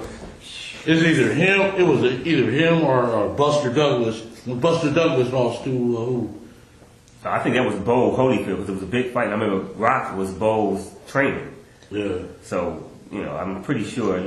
We'll check on it, but I was with my other girl. And we all went down to the MGM with our bottles. After the fight? After the fight, yeah. Was it Buster Douglas and Holyfield? Was it that fight? We'll figure that out. We're not. That detail's not important. So you went to the MGM after the fight, and whose room's there? No, we just met in the lobby by the bar area. And boom. And he like, Magic giving the party. And we all stormed over there. that's what Puff said. Matt's giving the party. Then Yeah, let's go over here. And Big was there too. Big was there. Lance, all them dudes was there. So Puff and Lance were together too. I mean, they were in the same crew. I know they ran together, but anyway, go on. That's all right. And that's when they was about to fight. Lance and Puff Okay. got in each other's face. His little gay ass, because he had the money. Yeah. Was D-Mac there too all the time? I don't think he was at this one. I don't think he was there. Okay, so Puffy then. Okay, so you go to the party, and then is there an opportunity where you guys talk with Zip and Puffy again about Tupac and Suge? I know he said it at that room in Anaheim and a couple of times at Greenbacks. Okay. Yeah. Okay, so I'll just put you don't recall. Excuse me. Yeah, and when D-Mac told me that Zip got the money, oh man. Okay, hold on. When we get to that, Yeah. that's a good point. We got to work our way up. Okay, so this you remember when that fight was as far as dates? And now we're getting into what? Are we in '96 yet? No, we're still like 94, 95, right? Late 94, early 95. Oh yeah, when that fight happened. And then that's the same time, in the beginning, I think, of 95, when the BET award season is in the beginning of the year, Suge said that fight came along. That was a Source Award, he said that. Yeah, but you know how all the awards started, January, February, March. And then the fight was in the summer, wasn't it? Wasn't it a summertime fight? Was it hot out there? I think it was winter. So the end of the year, end of 94. Yeah. It was Buster Douglas and Holyfield. Okay. Fight. Yeah. All right. Okay, so discussions regarding I'll give you anything you guys want to to take care of those guys, that's like a year and a half, 2 years before it ever actually happens. Maybe about a year. Well, he's Six killed months. in late '96. Yeah. So that would make this, it would have to be late. 95, late 95. Okay, yeah, that's what I'm saying. Yeah. Force Awards early in the year, Yeah, beat yeah. starts, Yeah. comes all the way around, the summer go through. Yeah. Okay. Concerts. Tell us what happened that made it something other than just him frustrated and boasting. Now, I'll give you guys anything. I mean, what made it a specific, like, hey, I'm serious, I want you guys to kill these guys? I mean, When he told me the greenback. how'd that go? Like, what was the conversation? And who's he? Who? Puff. Puff said. Yeah. Okay. This is specifically at Greenbacks, right? Yeah. How's it go? How's the conversation go? I mean, okay, listen, I'll do it, but I need $500,000, or, you know, I've got somebody who will do it, but I need 300. I mean, we need really specific details regarding that. Yeah, we wanted $1 million. Okay. All right, so you meet him at Greenbacks for lunch or dinner or what? This was dinner. In the evening. Who else was there? Shit, all of us, Corey, everybody. And everybody's listening to this All of conversation? Huh? Everybody's hearing this conversation between you and Puff? What was he talking about? Talking to me. We had went downstairs. 'Cause when we got there, we was laughing at him. Because he was with this broad that sucked dick. Just sucked every dick in it. He all hugged up, kissing with her. We was laughing like a woman. Like, man, what you laughing at, dog? Man, don't just come out here getting any broad, dog. You know? I took him downstairs and he's like, man, I gotta get rid of them dudes, man. It's gonna be a problem. Is Zip there with you? Yeah, Zip was, yeah. At that conversation? No, you weren't at the conversation. It was just me and him. So he tells you, seriously, man, I need to get rid of these guys. I mean, he's looking at you in the eyes and he's like scared. Yeah. He's scary, dude. Still is, huh? Yeah. Now, when he asked about it, he always said both of them. When he said should mostly, or he just always talking both of them. Yeah, when he had his boy on after he made the record. But before that, it was just should. Yeah. And then after Hit 'Em Up came out. Yeah, that pissed them off. So he's like kill both of them. Yeah. So there's got to be two separate conversations then. Yeah. 3 and 4. Right? Or, yeah. So was Anaheim was just about Suge? Anaheim was about both of them. Okay. Anaheim was about both of them. And he said it in front of all those people. I couldn't believe it. You know what I'm saying? In Anaheim? Yeah. Whole room full of Crips. You know, they motherfucker go after his ass. Yeah. Okay, so he tells you, I need to get rid of him. At Greenbacks, you and him downstairs, and you tell him, I do it for $1 million? Yeah. Then when that shit popped off, he Zip like, shit, this y'all perfect, you know. Yeah. I'm like, man, we ain't got no pistols. He came over with pistols. Okay, so he says, you tell him we'll do it for $1 million, and he's like, okay, I'll do it for $1 million? He Yeah. agrees? You shake on it or something like that? Yeah. What happened? Gentlemen, he like, man, we'll wipe their ass out quick. You know, it's nothing. See that done, you know, that's easy. Did he front you any money or anything? No, he didn't. But after it happened, he called, what's the name? Zip. Is that us? That's us? And the broad was even calling Faith. Yeah, that's us. You know. She wanted it done too? She was just calling Zip. Is that us? That's us? I'm like, yeah, that was us. Was Keffe, was Biggie ever involved in any of these conversations about hitting No. Tupac? Okay, it was always just Puff and Zip. Yeah. You think he knew about it, or he was just like whatever? He was doing his own thing. He was like doing his own thing. Lance kind of kept him kind of out the window. Yeah. So this is all Puffy's doing. Yeah. Puffy was scared of the dude. Period. Okay, so you guys make the deal for that, and then you guys aren't out in Vegas then with that intention. That's not why you're in Vegas. we've been going to the fight since Pat days, you know, the 80s. So y'all geared up to go to Vegas, and y'all was going anyway, not even knowing who else was going to be down there. Nothing. Not knowing if Pac and shit was going to We be ain't down got no pistol. We ain't got no pistols down there, and shit, it was right there. This is your perfect opportunity, baby. That was Zip talking? Yeah. Because of what happened with Lane? Yeah. Y'all see the surveillance I got in the car with you, in that Benz. The broad was in there first, Foxy Brown. She was in? She was in the car with him. Okay. And he told her we need to handle some business. So she got out and I jumped in the car. He had a little secret compartment. The thing popped out.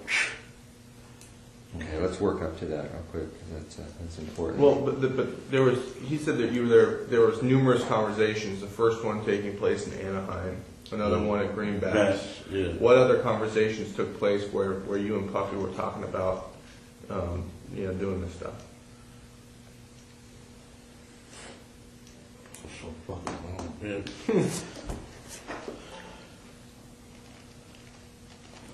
So just to jog your memory, you're down in Anaheim. Puff gets up.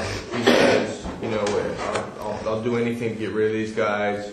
Everybody kind of, cool, that's cool, whatever. He takes it to another level. He's more serious. You meet him at Greenbacks for dinner. You guys step off to the side. He talks about, hey, how much you want? I'll give you $1 million. Yeah, we went downstairs. You say, cool. Yeah, consider it done. All right. Now, what conversations between Anaheim and that conversation, or that conversation and the incident? Any more conversations in there about getting it done?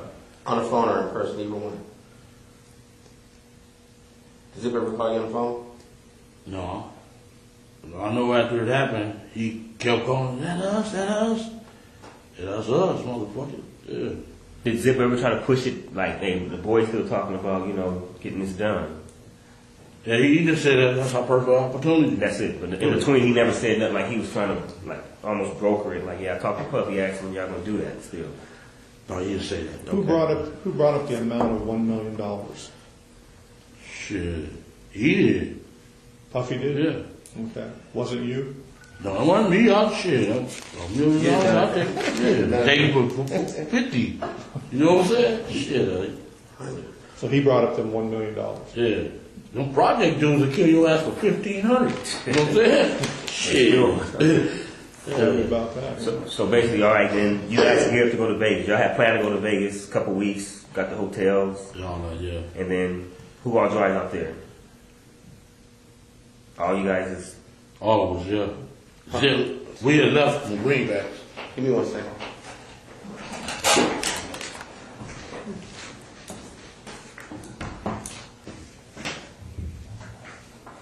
No.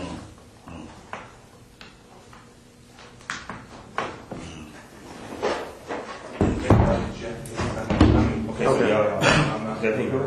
Yeah, everything good. So y'all gear up to go down there. Y'all caravan down there. Yeah. How many cars? We went to Greenbacks. It was me, Zip. It was Zip drove that Benz. Kevin drove that van. Mm-hmm. And I drove Kev? Yeah. Okay.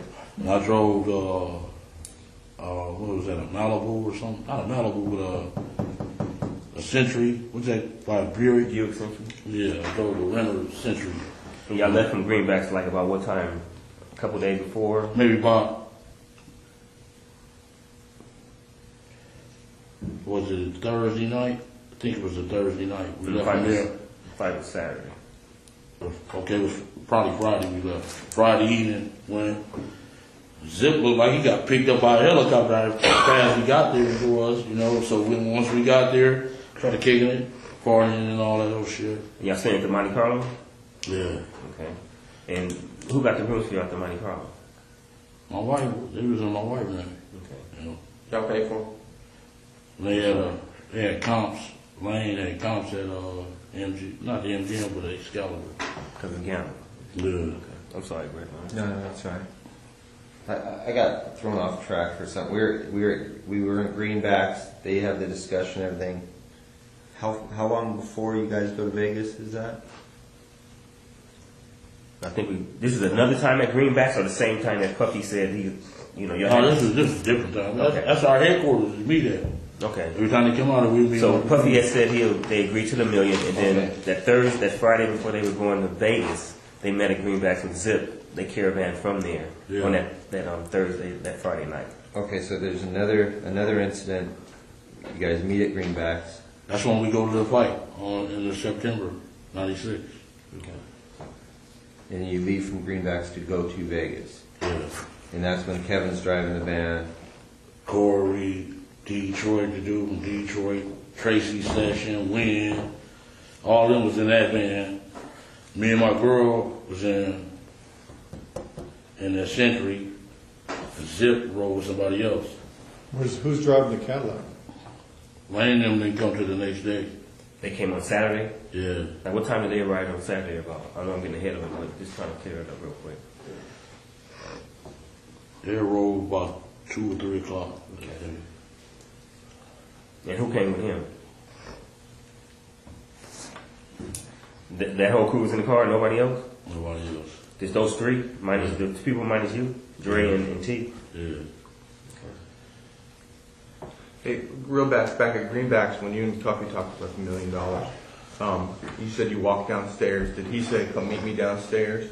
Yeah, he said, come on downstairs and talk to you. Okay. And asked me, why was we laughing at him and shit like that? I said, man, don't be coming out here just getting anything, dude. Right. If you want some bras, just let us know. So he asked you to come downstairs. Did you guys talk about anything other than that specific thing? We ordered some more bottles. Then he took me, it's like a 2-part thing. It's like the deli part right there. Then you walk back and look for the bottles. And then we go up there and talking. When we looking for the bottles, got the bottles and shit. So you think, so in your opinion, the specific reason he asked you to come downstairs and talk to him was about that thing, not about liquor or anything? Yeah. It was about that. About Okay. that, yeah. Okay, so then another incident, you guys are at Greenbacks, you go to Vegas, Kevin drove the van, he's got those other guys with him, you're with a girlfriend, Lane and Dre and T Brown come the next day in the rented Cadillac. Was that a rented Cadillac? Yeah. Get there about 2. Who rented that Cadillac? T Brown. Yeah, T Brown. His mom, right? Mother-in-law. Right. Okay. Staying at the Monte Carlo, you said your girl had him in her name or Paula? Paula.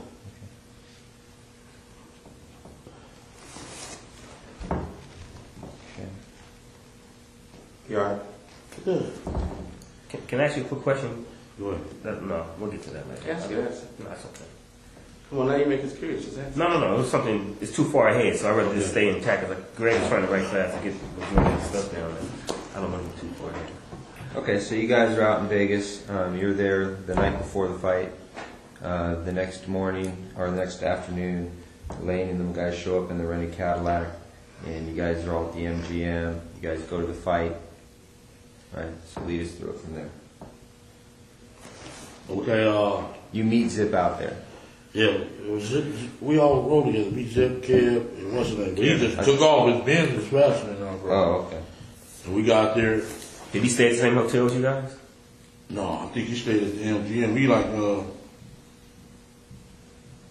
some dudes fronted his ass off right in front of us. What happened? He's like, motherfucker, this motherfucker's a snitch. We like, what? He like, yeah. Damn. What did he say? Huh? What did he say? He didn't say nothing. He just, his eyes just got big. Then the next day, we got our tickets from the little dude named Shorty. He from 60s. Shorty from 60s. How did he get the tickets? For the fight? He's a scalper. He be at every anybody can get tickets. He be at every event. When I was in prison with him in Soledad back in the days, he was a little youngster. And he started selling tickets, scalpers. When we got our tickets, and our tickets was like separated. Lane went in, everybody else went in, and boom, we went to eat. We was eating, and Lane, they came and said, they just beat up Lane. What restaurant were you guys at? Were you at? You remember? You was in the hotel lobby? We was in the hotel, yeah, at the MGM at the restaurant. Was it a cafe up there or something? They didn't change. Huh? Went to eat after the fight? Yeah. How come Lane wasn't with you? Because we, the scappers had different locations on the tickets. You couldn't get them all in one ticket. Yeah. So you got separated. He went his way after the fight. Yeah. And he got caught up over there. Then. Yeah, we was ordering our food, and then he like, man, Lane just got beat up. I'm like, Where was Zip at that point? Zipner was in the lobby part where you register. That's where we ran into them. Him and Richie Rich. I heard of him before. I know. He's an older cat, right? Richie Rich? Yeah. Nah, he probably like 43. New Yorker? Yeah. Yeah. Was there a redheaded dude there?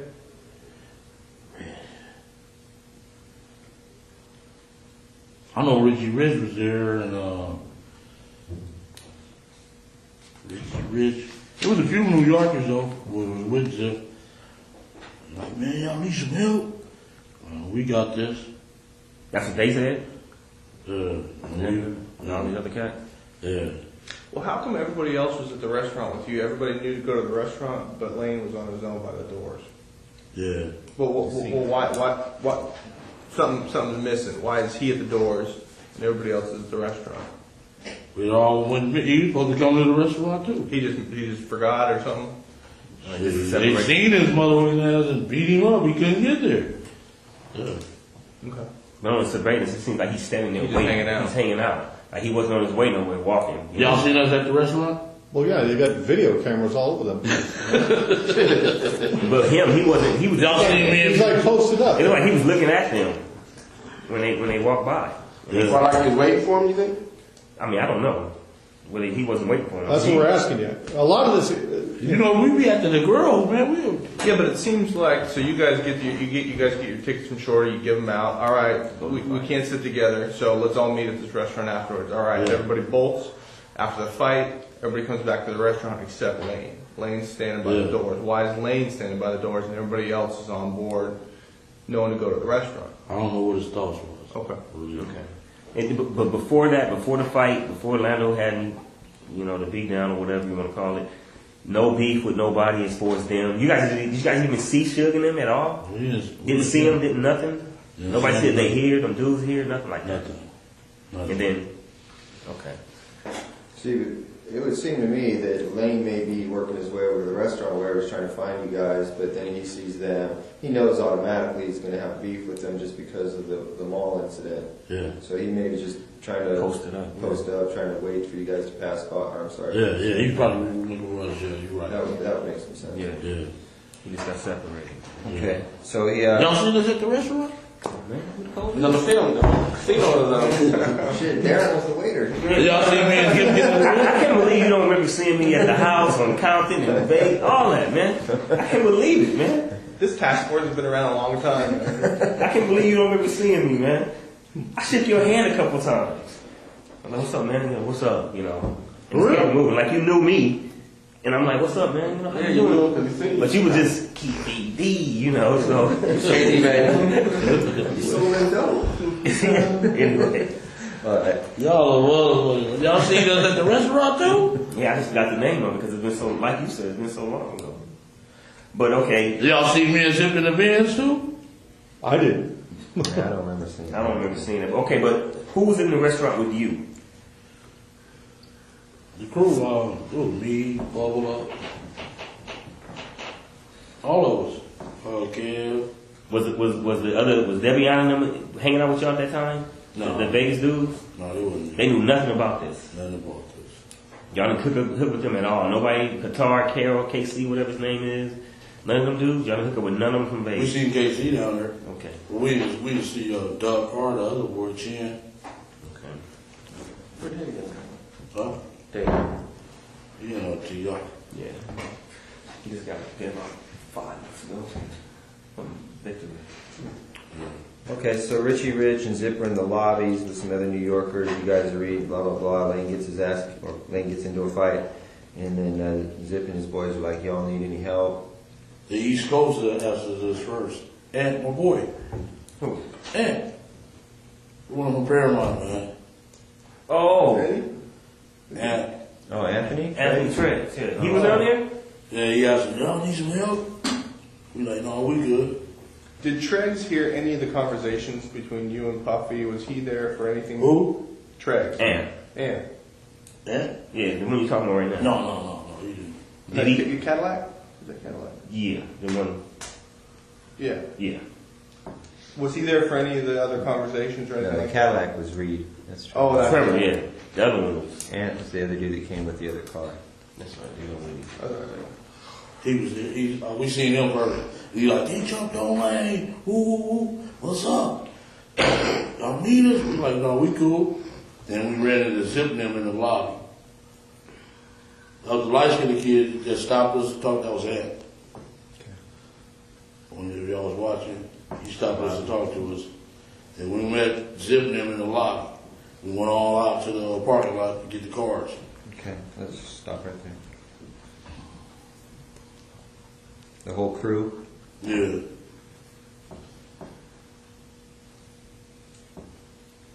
Alright, you get cars and then Zips in his Benz? Yeah. And who's in there, Foxy Brown? Yeah. And does she get out, or he tells her to get out, or what? Yeah, he told me to get the handle something. Because he told me in the lobby that he had some jimmies. Some what? Had a jimmy.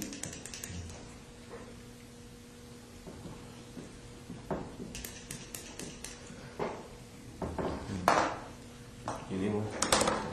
Thanks.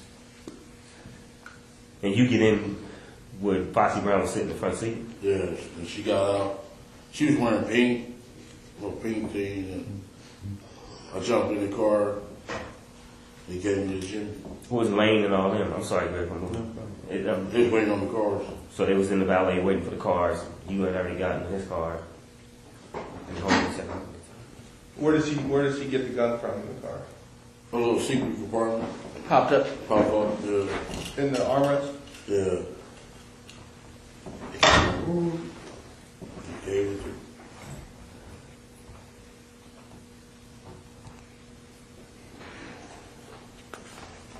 Was it a Glock? Yeah. 40? Yeah. And I ain't ever told nobody this story, man. Doesn't it feel good, man? Get it off your chest? It's been weighing you down, man, for 20 years. I don't know who.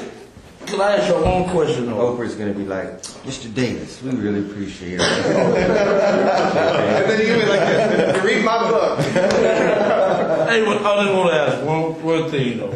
One thing. Y'all heard that story before, though, before I told you. Not that part? No, never heard that part before. No, I haven't. About Zip? I knew about Zip. You know about Zip. Gave the gun? We don't do that.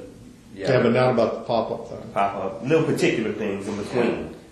But we're on track. I'm just saying, y'all knew. We knew Zip had given the gun, but we didn't know that you went to his car to get it, so.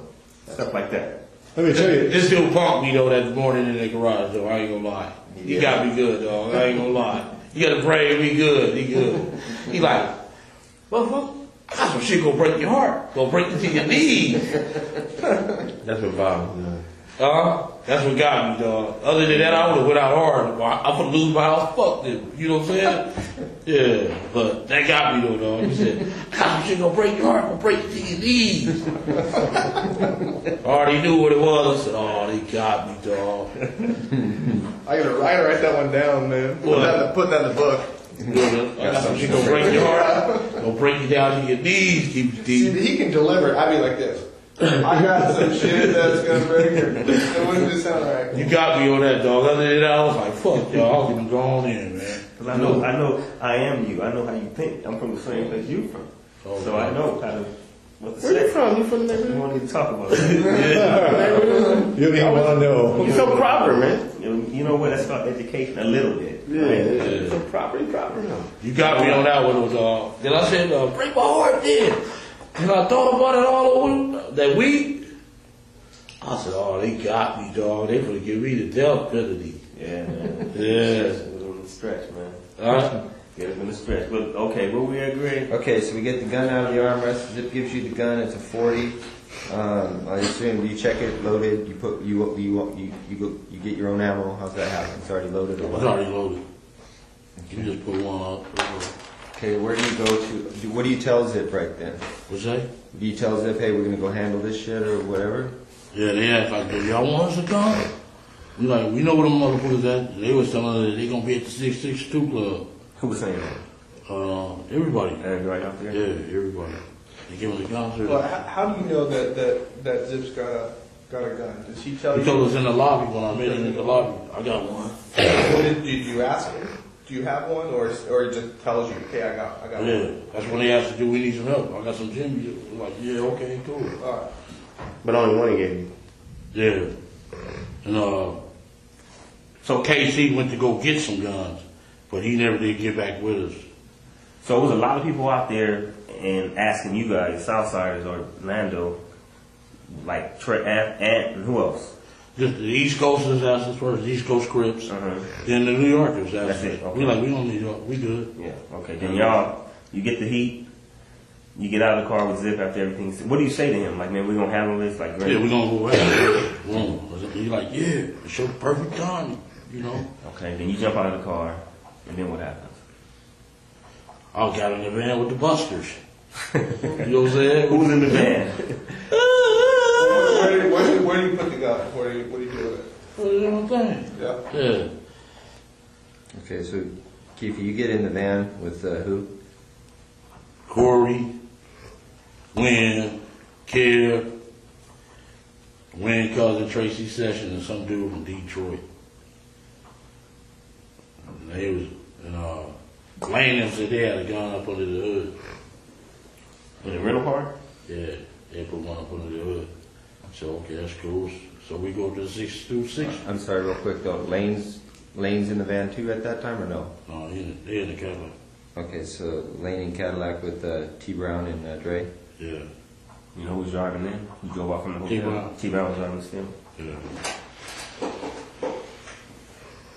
And y'all go with the van. This is 2 cars go to 662. Yeah, the van and the Cadillac. Go to 662. Yeah. I'm sorry, go on, Grant. So when you guys leave the motel after you get the gun from Zip, you guys never go back to your rooms to discuss anything or anything at all. You go from the MGM, or I'm sorry, from the MGM out on the hunt for these guys. You guys never go back. We would drop the girls off. Me and Lane did. At what point? Before you met with Zip or after you met with Zip? Well, that's a long time. I know I gave Paula money to go gamble and rush. I don't know what rush. That was Lane's girlfriend, Rashid, or whatever. Yes. Rashida. Yeah. I know I gave Paula the money to gamble on, but yeah, then we went looking for him. We went just the 2 girls that you got. That's what you saying. You said the girls. Just those 2 girls, or just a lot of girls who were out there. This Rashina and Paula. There was a few girls out there. Okay, with them, their whole crew. Yeah, their crew. Okay. And I gave her money to go gamble. Boom. We get in the car. We get in the fucking van. Go up to the 626 club. And Corey, they gonna kill us, dog. You know that motherfucker. Got the police killing motherfuckers and all that. Man, you crazy. And fuck, dude. I know dude since we played fucking football. He's a bitch. They got you scared. Did you get in the van in the valet area of MGM? Yeah. Okay. Who was driving that van? You probably already answered that. It was either Kev or Corey. Okay. And when we went up to the 626 club, they didn't show up. We waited about 15, 20 minutes. They didn't show up. So it was like, let's go get some liquor. We stopped at the liquor store. I got out the van with their ass and jumped in the Cadillac. Them motherfuckers buster, they scared. Where was the liquor store at? What's that street? It's a highway. What's that big highway there? Las Vegas Boulevard? No, not that one. It's east of it. Oh man, what's the one that runs behind all the hotels? We went Craig. Here's a little map.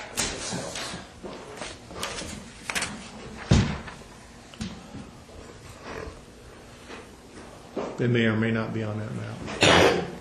That's just the intersection where they kill anyone. Yeah. This east of this. Just a little liquor store. Yeah. It was a little, what was it, 7-Eleven or something? Real close to the 6265? Yeah. 6265? It's a big highway. It's in Merlin Boulevard.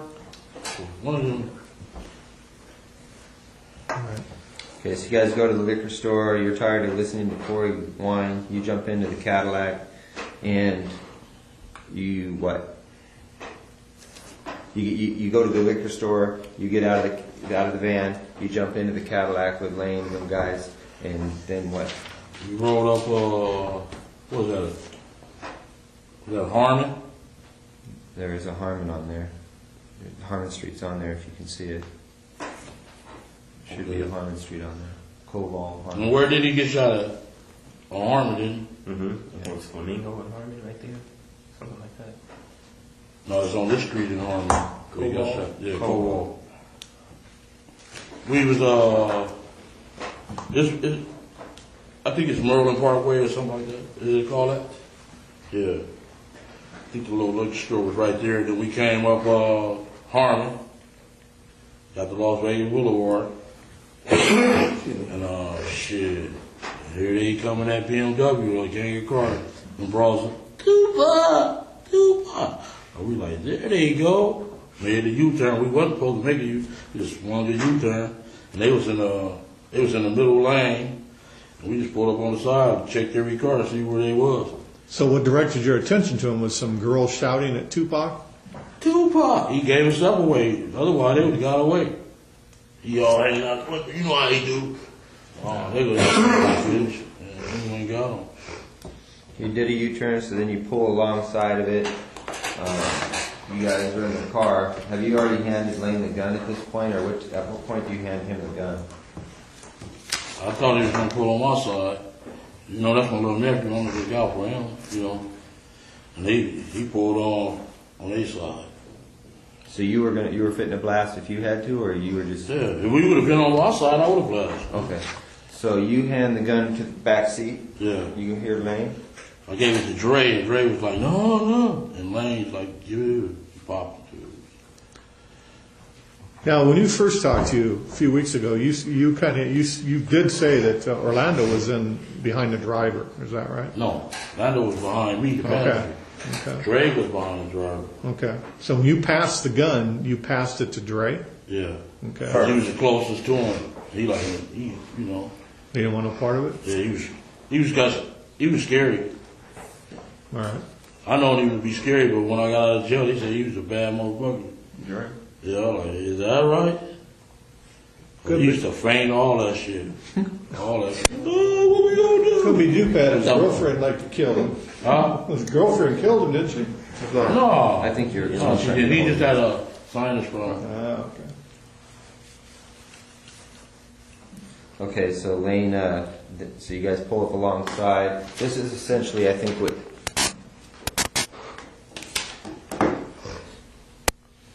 Yeah. You guys pull alongside, that's essentially what you see. Yeah. So But he had the window open. The window down up. Oh, was it tinted or no? Or No, he had the window up. Okay.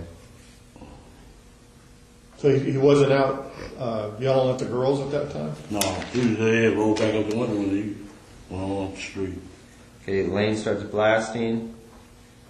You say Suge looks over, he sees you. He looks right at you. Yeah, he looked at me. Okay. Why are you looking right at me? Fucking known each other since we were 7, 8 years old. When he looks over at you, and then, Tupac's busy getting shot. Evidently, the story is Tupac's trying to either get out In of the line. back seat or something. Yeah, what do you see happening inside of their Jumping car? in.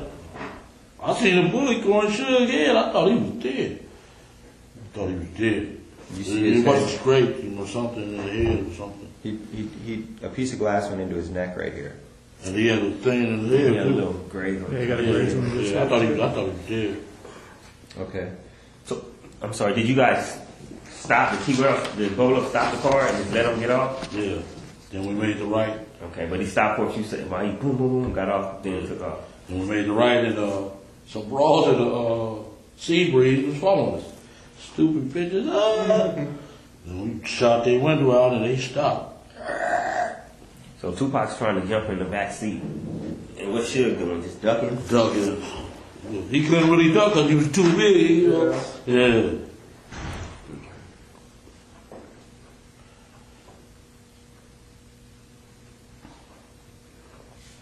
So you try to pass the gun to Dre. He says, "Fuck it, I don't want it." Does he? And then you say, "Fucking Orlando takes it." Yeah. Or wait, you give it to Dre and Dre gives it to Orlando. Yeah. Yeah. Dre didn't want to do it. And Dre's doing like this when he's shooting, he's like, he's getting on? Yeah. Leave it back? Yeah. And once we got out of the car, he was acting like a bitch. Then I'm like, get a hold of yourself, bitch. Dre? Fuck, yes. What was he saying? Oh, what you doing? Man, shut the fuck up, bitch. What's wrong with this, you know? Well, where did you go after the shooting? Went to the Monte Carlo. Did what? Real Before we get quick. there, yeah. Okay, so the shooting goes down. He's trying to get in the back seat. Suge's ducking out the way. You guys pull off, and followed by Sebring. A sea breeze, some broads. They ain't call y'all or nothing? The broads? I don't know. Can't hear you. Hey, come on, man. We were talking about it. Man, we've been doing this so many times, man. I know he's right. Seabreeze. It all comes out. Lane starts blasting back on him. Yeah. So he had bullets left. Yeah. How many rounds did you say he shot in the Tupac in the car? If you had to, About 6 or 7. 6? And then how many times did he shoot at the girl? Twice. Just twice. Okay. Afterwards, when you guys are rolling, just rolling to the hotel, you go straight back to the hotel? I went and parked the car by the carriage house. By the carriage house? You dumped the car and just left it there for, I mean... We left it there at the carriage. There's a parking lot on the opposite side of the carriage house. We left the car there and put the gun on the tire and left. On the tire, front wheel tire, back tire, what? Front tire. And then left. And left, yeah. Was there any bullet holes in the car? Because somebody said somebody shot back at you from... No, ain't nobody nothing like shot that? back. No, there was never no bullet holes in the car? Never. Okay. Which tire on the front? You're the passenger side of the Passenger side. When Orlando was shooting, was the gun all the way out of the car? Or was it in the car at all? Do you remember? We got the shells out of there, dog. Did you? Yeah, we did. On your way to park the car? When you were leaving to go park the car? The next day. I'm saying. Both of them. So the next day, oh, you didn't go back the next day? We rolled back the next day. The gun was gone? The gun was on the tire when I left. The next day, though? I got in my car was, I was in a rental car. I don't know what they did with that. After that. Well, Keith, man, you just got this gun from Zip. You don't want him implicated in the shooting. Now you've got a loose end because you put the gun out there on the street like that. Could come back to Zip because we don't know, and you don't know at this time whether it's registered to him, his people, whatever. That's kind of lame. No, that's just something. Okay. He don't give a fuck about Zip. Yeah. He just No, does. at that time. No, he don't think like, you know what I'm saying? He ain't thinking like that. Well, why would you leave a gun? He's not thinking like, y'all thinking intelligent Outside like Las that. Vegas, They ain't and you just killed, they just did a big murder with it. They're not thinking like that. You want the truth or you want me to tell you a lie? You want me to lie? No, I want the truth. Okay, we left the fucking gun on the tire, dude. That's all. That's all. That's the last time I seen the gun. That's the last time you saw it. Yeah, they don't think like that. You want me to lie? I can No. throw it Don't get us anywhere. I just can't believe you do that in Compton. What's No, that? that's what they did. They don't think like that. We just left it on the tire. I guess I don't know what T Brown did with it or whatever. What he got. It wasn't our concern. We did what we had to do. Boom. And Plus they don't I drove think back they in do my. Me and Lane drove back in the car. Went on home. Immediately after that? No, the next day. So what y'all do At the gym. after y'all left the gun on the tire? Where'd you guys go? We smoke weed and drink. Yeah. Where? At the What? hotel? At the hotel. And party. Stay in the room? Yeah, y'all see the surveillance? I don't know. Okay, the carriage, you guys park it in that parking lot. Do you walk or does the van come by and you get in the van again? No, we walked. Okay, you walked over to the treasure or the We walked right upside that Coca-Cola place. There's a little crosswalk that goes straight to the Monte Carlo.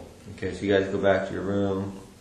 And they pulled up in the ambulance while we were standing right there. Take our bullshit. You guys on the street with We on Las Vegas Boulevard at the crosswalk, and they pull up the ambulance right next to us.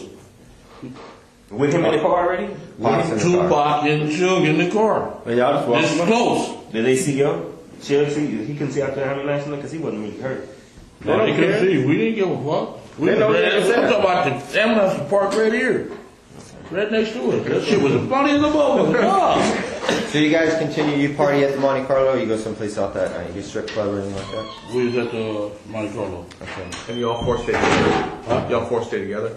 T Brown and T. you Brown, and Dre. Lane. All of us there we stayed together. By that time, the band had come back around. And yeah, they came back. They came back. They met you at the They hotel. didn't even know we did it. Y'all didn't tell them nothing. Y'all just act like nothing was going on. Nothing was going Let me say on. something real quick. It's weird. I know how, like the way Greg probably said, it's like, y'all just did this big thing, but to them, that dude's nothing. Yeah. Y'all don't care about him. They act Yeah. like, yeah. Y'all They don't just act like he's a shit. big thing and nothing. They like, he's nothing. He's dead. And when we got back, the war broke out. And y'all come.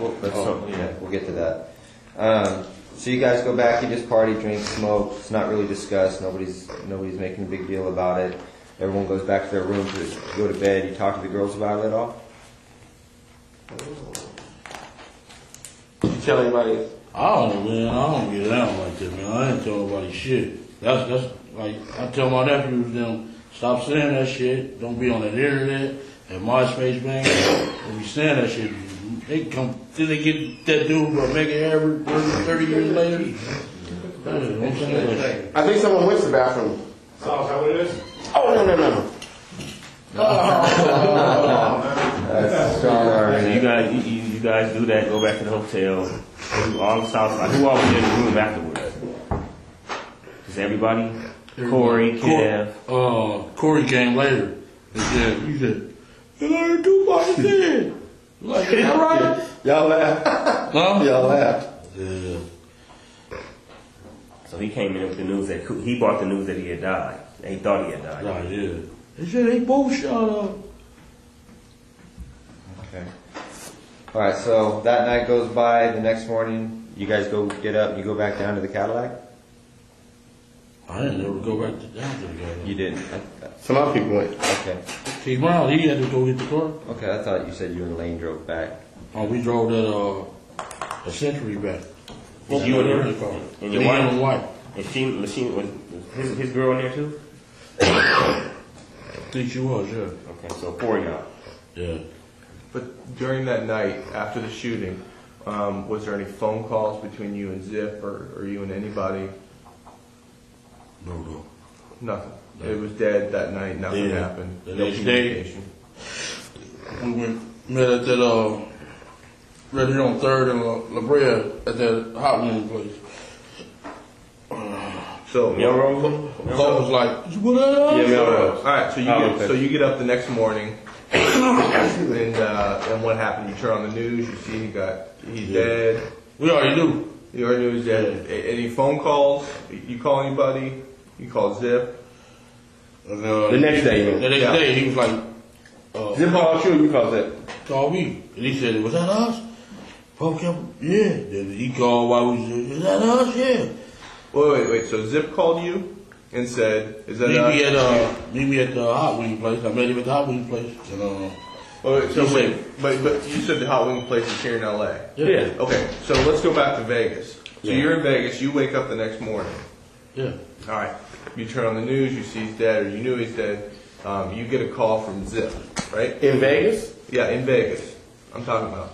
Walk me through that morning. Who called you, or what did you do that morning? The next morning, someone called you. Whoever is in Vegas, right. From Vegas.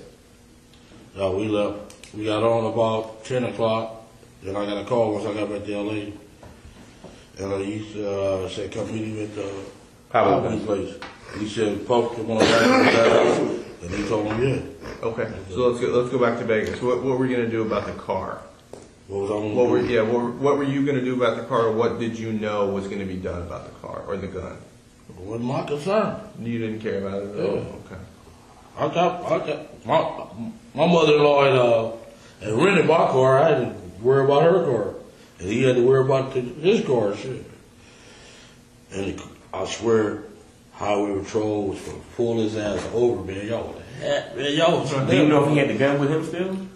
I don't know. I know the highway patrol was on his ass for about at least 10, 15 miles. I know he was shitting bricks. You know what I'm saying? I'm like, damn. And you never know what happened to the gun. After T. Brown never talked about, No, I never knew.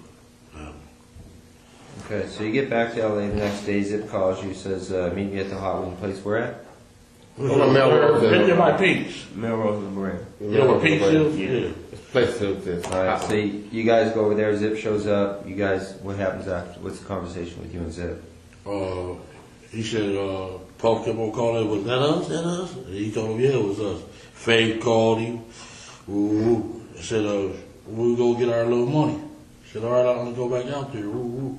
Okay, so Puff called Zip and said, "Was that us?" Faith called Zip and said, "Was that us?" Would you talk to Puff too? Yeah. Yeah. So when you're talking to Zip, when you're at the hot wing place talking to Zip, Puff, he Puff calls. Yeah. On Zip's phone or your phone? Oh, Zip phone. And Zip gives you the phone? Yeah. Okay. Kept on saying, was that us? Zip was like, yeah, that's us. So everybody was happy. Yeah, man, they wanted, we needed some money, man, because y'all raided our house and took all our guns. You know what I'm saying? So that when you talk to Puff on the phone, does he ask you, "Was that us?" Yeah. And then you say, yeah. What's his response? He was happy as hell, shit. And did you ask him then about his money? About your money, I mean? When you gonna get paid or whatever? No, I have to say that on the phone. Zip, Zip, go get our cash. Yeah. Zip line handles that part. Yeah. Okay, so you tell Zip we need to get paid.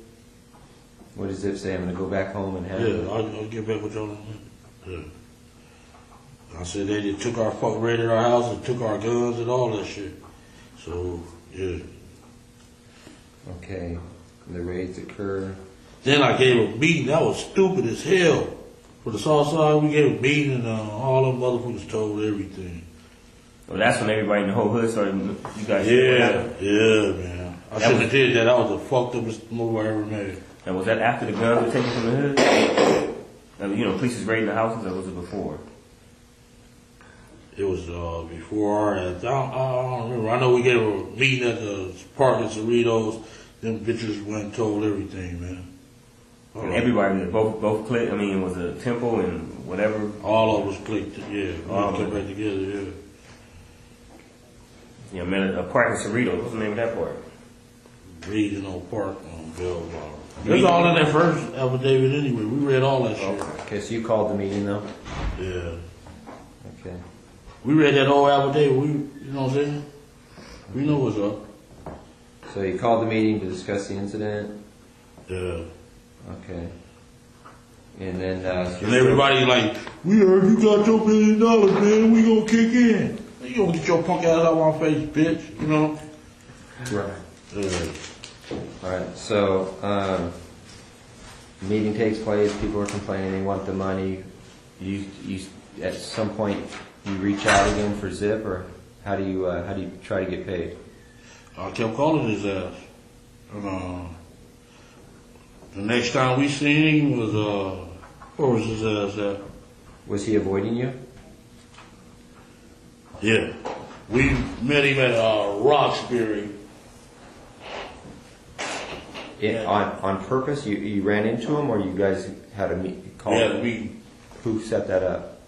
I did. So you called Zip, you finally got a hold of him, you told him He said, I'm back out here, meet me at Roxbury.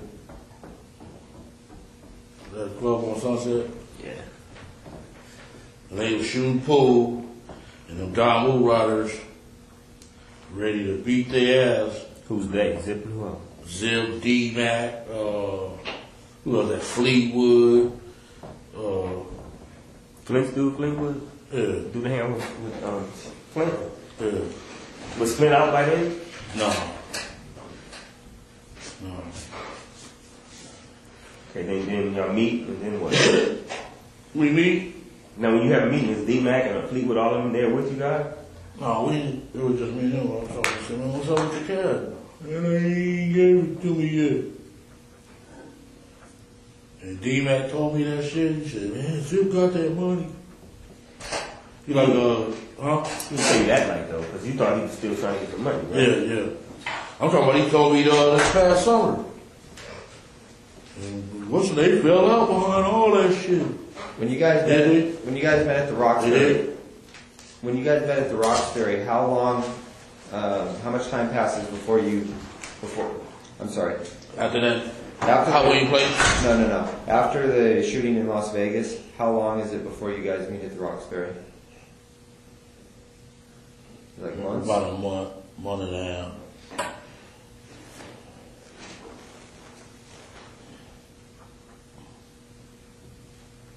And so he tells you that Puffy hasn't paid him yet, right? Yeah. All right. And what do you tell him? That What's up? Fuck? I need money. Yeah. We need money, motherfucker. They took our guns, all that shit. We need some money. And you want to These motherfuckers got millions and more than, And your business shut down. You wasn't doing no business, nothing. Y'all ran my Colombian out of town, man. I mean, we did. We should have did that shit. We shouldn't even met Puffy. We should have just stayed rolling, man. Y'all was on my ass since '93, though. You gave us a good run. Yeah. Okay. So you at what point do you lose touch with Zip when you just realize you're not going to get paid? At some point you realize. Once y'all got on our ass, man, that watch shit. I was on our ass, man. Okay. So 96 comes and goes, 97, then you end up you pick up that case. 97. Man, y'all after that shit happened, we couldn't breathe. You know that. Y'all put the heat on our ass like a motherfucker. Okay. And then so you end up going to prison. Yeah. Since you've been out of prison, have you talked to Zip? Not one time. And what about Puffy? Not one time. Okay. I tried to call him several times though. That little daddy out shit. You left messages? Hell yeah. They didn't call back.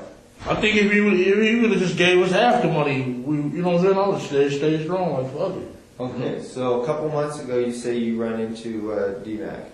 And D-Mac's tells you. I like, man, call your boy, cause they went to Howard together or something.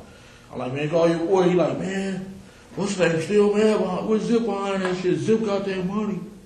I'm like, what? He like, yeah, man, dude gave Zip the money. Where'd you run into D-Mac at? What street is that? By your boy, the tall guy with the Cadillac truck. What street is that off of? Florence. Where's the Cadillac truck? The blue Cadillac truck, man. Oh. I'm at a lot. The 900 pounds. I don't know. Oh. You got a lot on my mind just like you, man. No, off of Topanga. I met him off Topanga at the 76 station. Yeah, Cadillac truck. Anything? Oh, yeah. Huh? No. You know what guy I'm talking about. Dudes, Detroit Pistons. Oh. You motherfucker. Oh, out there in the valley. That's where you run into Darius.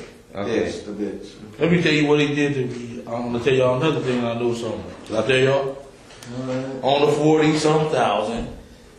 This motherfucker, I threw the money in the back thing. The motherfucker say, hey, let me talk to you, dog. I went over there and talked to him, and here y'all come. I said, this motherfucker, I'm up on all that shit, dog. I said, this motherfucker got my money cracked. As I was thinking about it. He said, man, let me talk to you. Man, if the police hanging out in front of your house like that, I'm like, yeah. I said, man, that sound like the Fed. He like, yeah. I'm like, yeah. And sure enough, here come the car from by the school, and here come the other one off Glencoe. The car off the school threw us off. I said, oh, here come the popo. I jumped in the car, and here come that other car. Woo! Ah! Stopped right at me, man. And grabbed him, and he like, man, I got a gun. I'm like, you going to jail, dude? And he like, yeah. Dude handcuffed his ass, put him in another car, and let him go before us. I said, oh, that motherfucker snitching, man. Tell you, I'm up on all that shit, man. Y'all shit is easy, though. I swear. Yeah, hey, handcuffed me for huh? Let him go with his gun. I said, damn, what he need that for protection from me? That's some cold shit, boy. Well, let's get back to. Okay, you run into D-Mac in the valley a couple months, 3 months ago. Yeah, like August, summertime. Talking about this year? Yeah. And you tell him, hey, call your boy, call Puffy. Yeah. And he tells you. And Zip got paid. They fell out behind that old shit. Plus Big got killed. So, shit, I better not see his ass. Okay, they fell out behind what? Behind the money. They behind Big got killed 6 months later. I thought y'all had a store. I'm missing something. Yeah. Puffy and Zip fall out. Right? Behind him making the payments to Zip. Zip keeping the money. Zip kept the money from us, bro. And he didn't give it to them, and then Big got killed. Yeah, all that. I thought y'all had our back. How do you suppose Puffy found out that Zip didn't pay you guys? How does Puffy know? I guess he knew. Win, I guess. Win seen him a couple of times. Zip? Oh, no, he seen the boy, Puff. At one of the Snoop parties out there.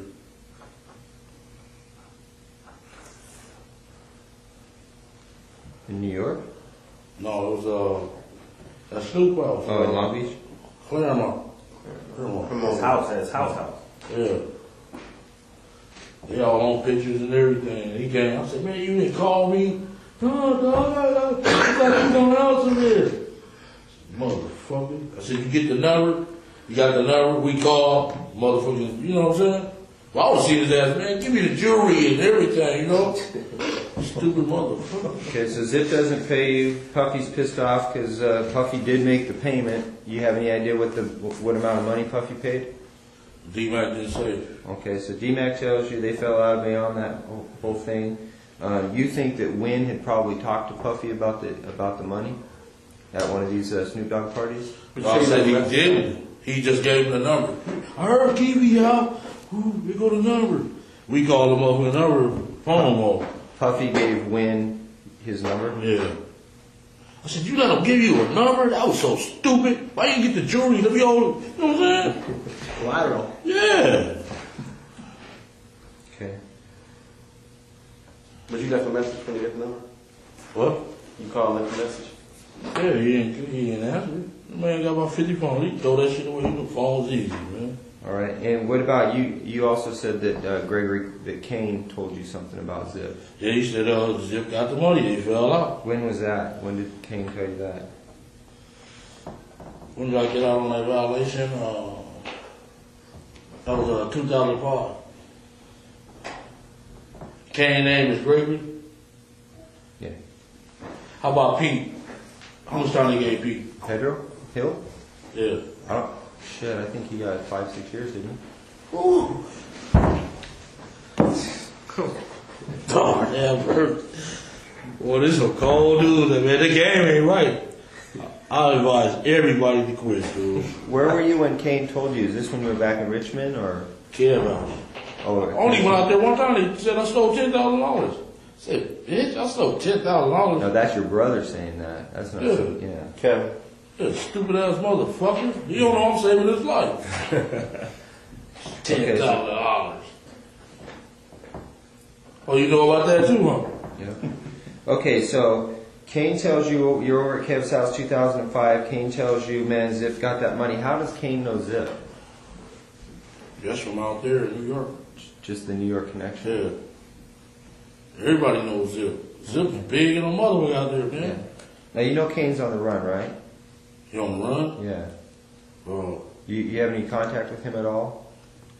I thought his ass was snitching because he got caught with 12 keys. Yeah, he bugged out on that. He did? Yeah. I ain't got no country. He be up in Baltimore. Right there by that school. By the way, do you know if Gregory Brooks, if his people back in Baltimore are the Brooks brothers that were in the newspaper like a couple years ago behind that big bus? No. You don't know if that's his brothers? No. Gregory, that's my cousin. Okay. Yeah, I know he was sending stuff to Baltimore, but wasn't he, the Brooks brothers from Baltimore, you don't know who they are? No, he ain't kidding me. Okay. Yeah, his brother named Garfield. And he phone company man. Gregory quit. Gregory, Craig, all of them All my older brothers and shit quit that shit. Yeah. But Greg's sons, both of them in jail. One of them in jail, aren't they? Yeah. They Very long. banging and stuff, huh? Y'all is up our ass, huh? Yeah, man. Lil Lane better watch out. Craig's brother, he out there. Why you gonna stop him from doing what he doing? He out there banging and stuff, ain't he? Who? No, Craig's little brother. They call him Lil Lane or whatever. I mean, Craig's son. They call him Little Lane? Something like that. No, they don't. Mando or some shit. I don't know. Something like that. Baby Mando? Yeah. So I think one of the last things is, what makes you think though that now that you'd be able to talk to either like Zip or somebody in person? Keffe D, I know exactly. I got you. I know you're Keffe D, but listen, they had a fall. Seriously though, I mean this is. Man, I would go ask Puffy. Man, I would. Puffy's Puffy. You're Keffe D. Puffy's Puffy.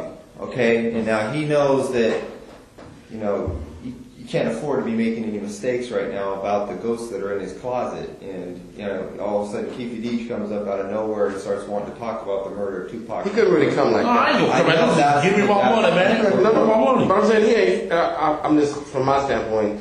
He wouldn't just come up to him like that. He'd have to create a scenario where he'd feel comfortable. Then let's talk about creating. Like, I'll give you an example of what I would think. Like maybe like. Y'all find out where he at in the club. No. Listen to me. You wouldn't just have him just pop up on a dude. No. You create a situation maybe like where Keffe was in town. He was doing well. Maybe Keffe had a business and that he was putting together, a clothes business or something like that. He'd come at him like that, and then they would kick it, and then the conversation would come up. I mean, you wouldn't just have him just walk up on him like that. Right. We don't know how to create that. That's why we need your guys. Because I mean, Puffy. You want my input? Give me an example. Let me finish. Exactly what I want. Is your How do you think you can have? That you looking for him? No. I've been looking for his ass. Believe me. You know that too, right? Yeah. When I run into at the club, man, when he got that walk of fame, motherfucker, I was right there. But what I'm saying is, that store. But what I'm saying It was too many of y'all around here. He's not going to just give you a straight conversation. He's going to feel comfortable. So you got to create something that's comfortable for him. I mean, I know how you're thinking, but it's been a while. He's sophisticated. He's scared. I'm just saying maybe you have to create some type of. They know they don't want to mess with you. They don't want you coming at them wrong. He embraced it when, you know what I'm saying? He cool like with women like that? Yeah, he gonna embrace the shit out of us.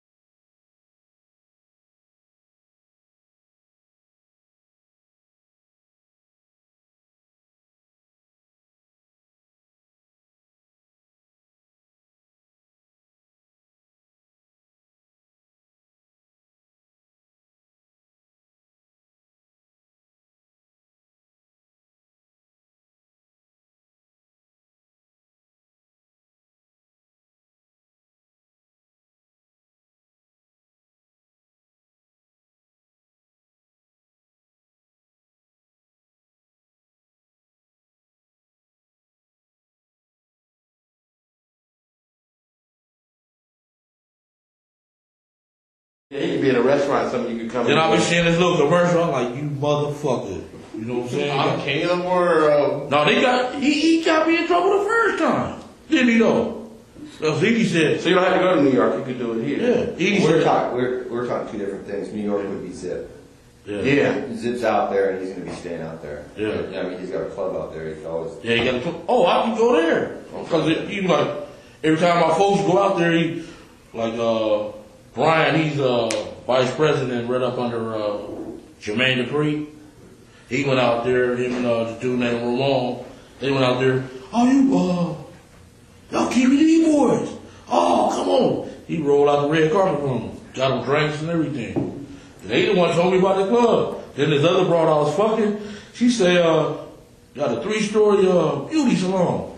Everybody, I was like, them motherfuckers is rolling. Said he got the Phantom, a Bentley and all that. Said he rolling like hell.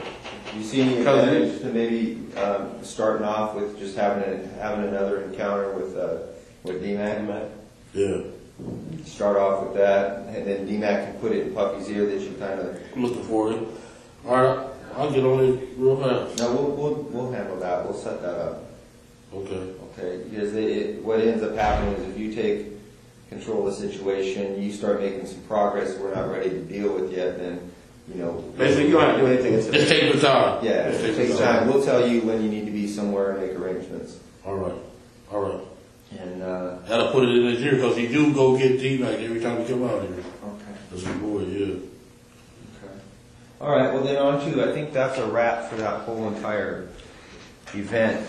These are two of the girls that Darren found. Can I ask a question real quick? Yeah. How long is our meeting going to be today? Do we have a time frame? We're out of here in 15 minutes. Oh, okay. Hey, do you know how to get a hold of DMAC right now? You're more than welcome. You can get a hold of DMAC. Stay long if you want. No sweat? Great. Basketball player, buy weed from him every day. All right, that's cool. Tell Tommy to buy some weed from him. Barbershop over on 3rd or Beverly? I've got that DMAC. That's all girl. I've got that. You know her, right? Yeah, I know where he's at.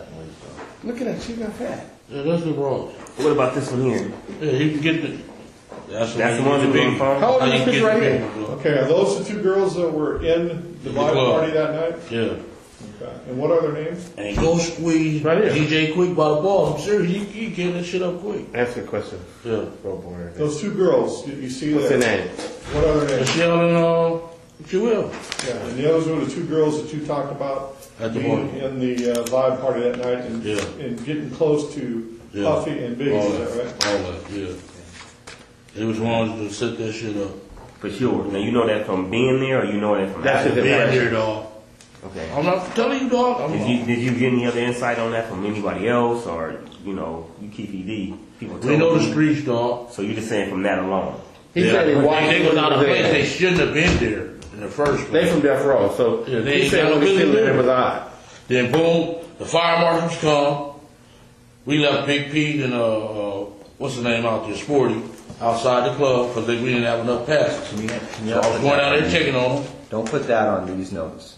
Because No, That was just a sidebar. or something. We was down. Fire marshal was down there. The Big Pete and Sporty from Great Street was down there, and I went down there to check on them. Then the fire marshal said they was gonna close the place.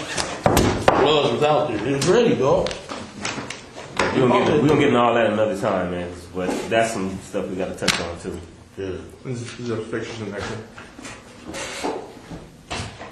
All right, get your freaking flyer tomorrow ready, man. All right. What's that tag? I'm gonna see you sooner or later. One last thing. See me. Come on. I'm gonna see you sooner or later, man. Somebody gonna come over here and tell You and me. Eddie were Sellies, right? Yeah, we honky. Where were you guys? That was in.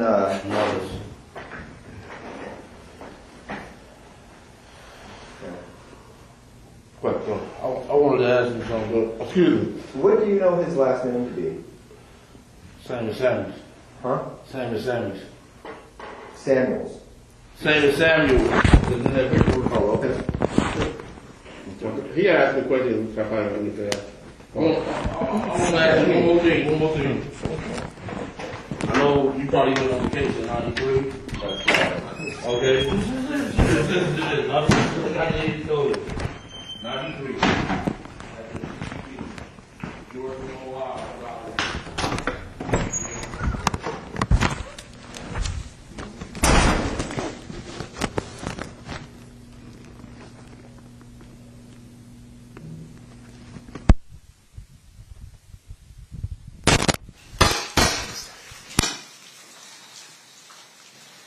Okay, it appears as though Exhibit 117 is now over. Anything else that you wanted to present today, State? No, 2009 is not as long, but I think we just give them a break now. Okay, sounds good. At this time, we will recess for the evening. We're coming back at 9 a.m. tomorrow. During this recess, you are admonished not to talk or converse amongst yourselves or with anyone else on any subject connected to the trial, or read, watch, or listen to any report or commentary on the trial of any person connected with this case by any medium of information, including without limitation, newspaper, television, the internet, radio, or form or express any opinion on any subject connected with the trial until the case is submitted to you. We'll see you back tomorrow. Thanks, guys. Is that reserved?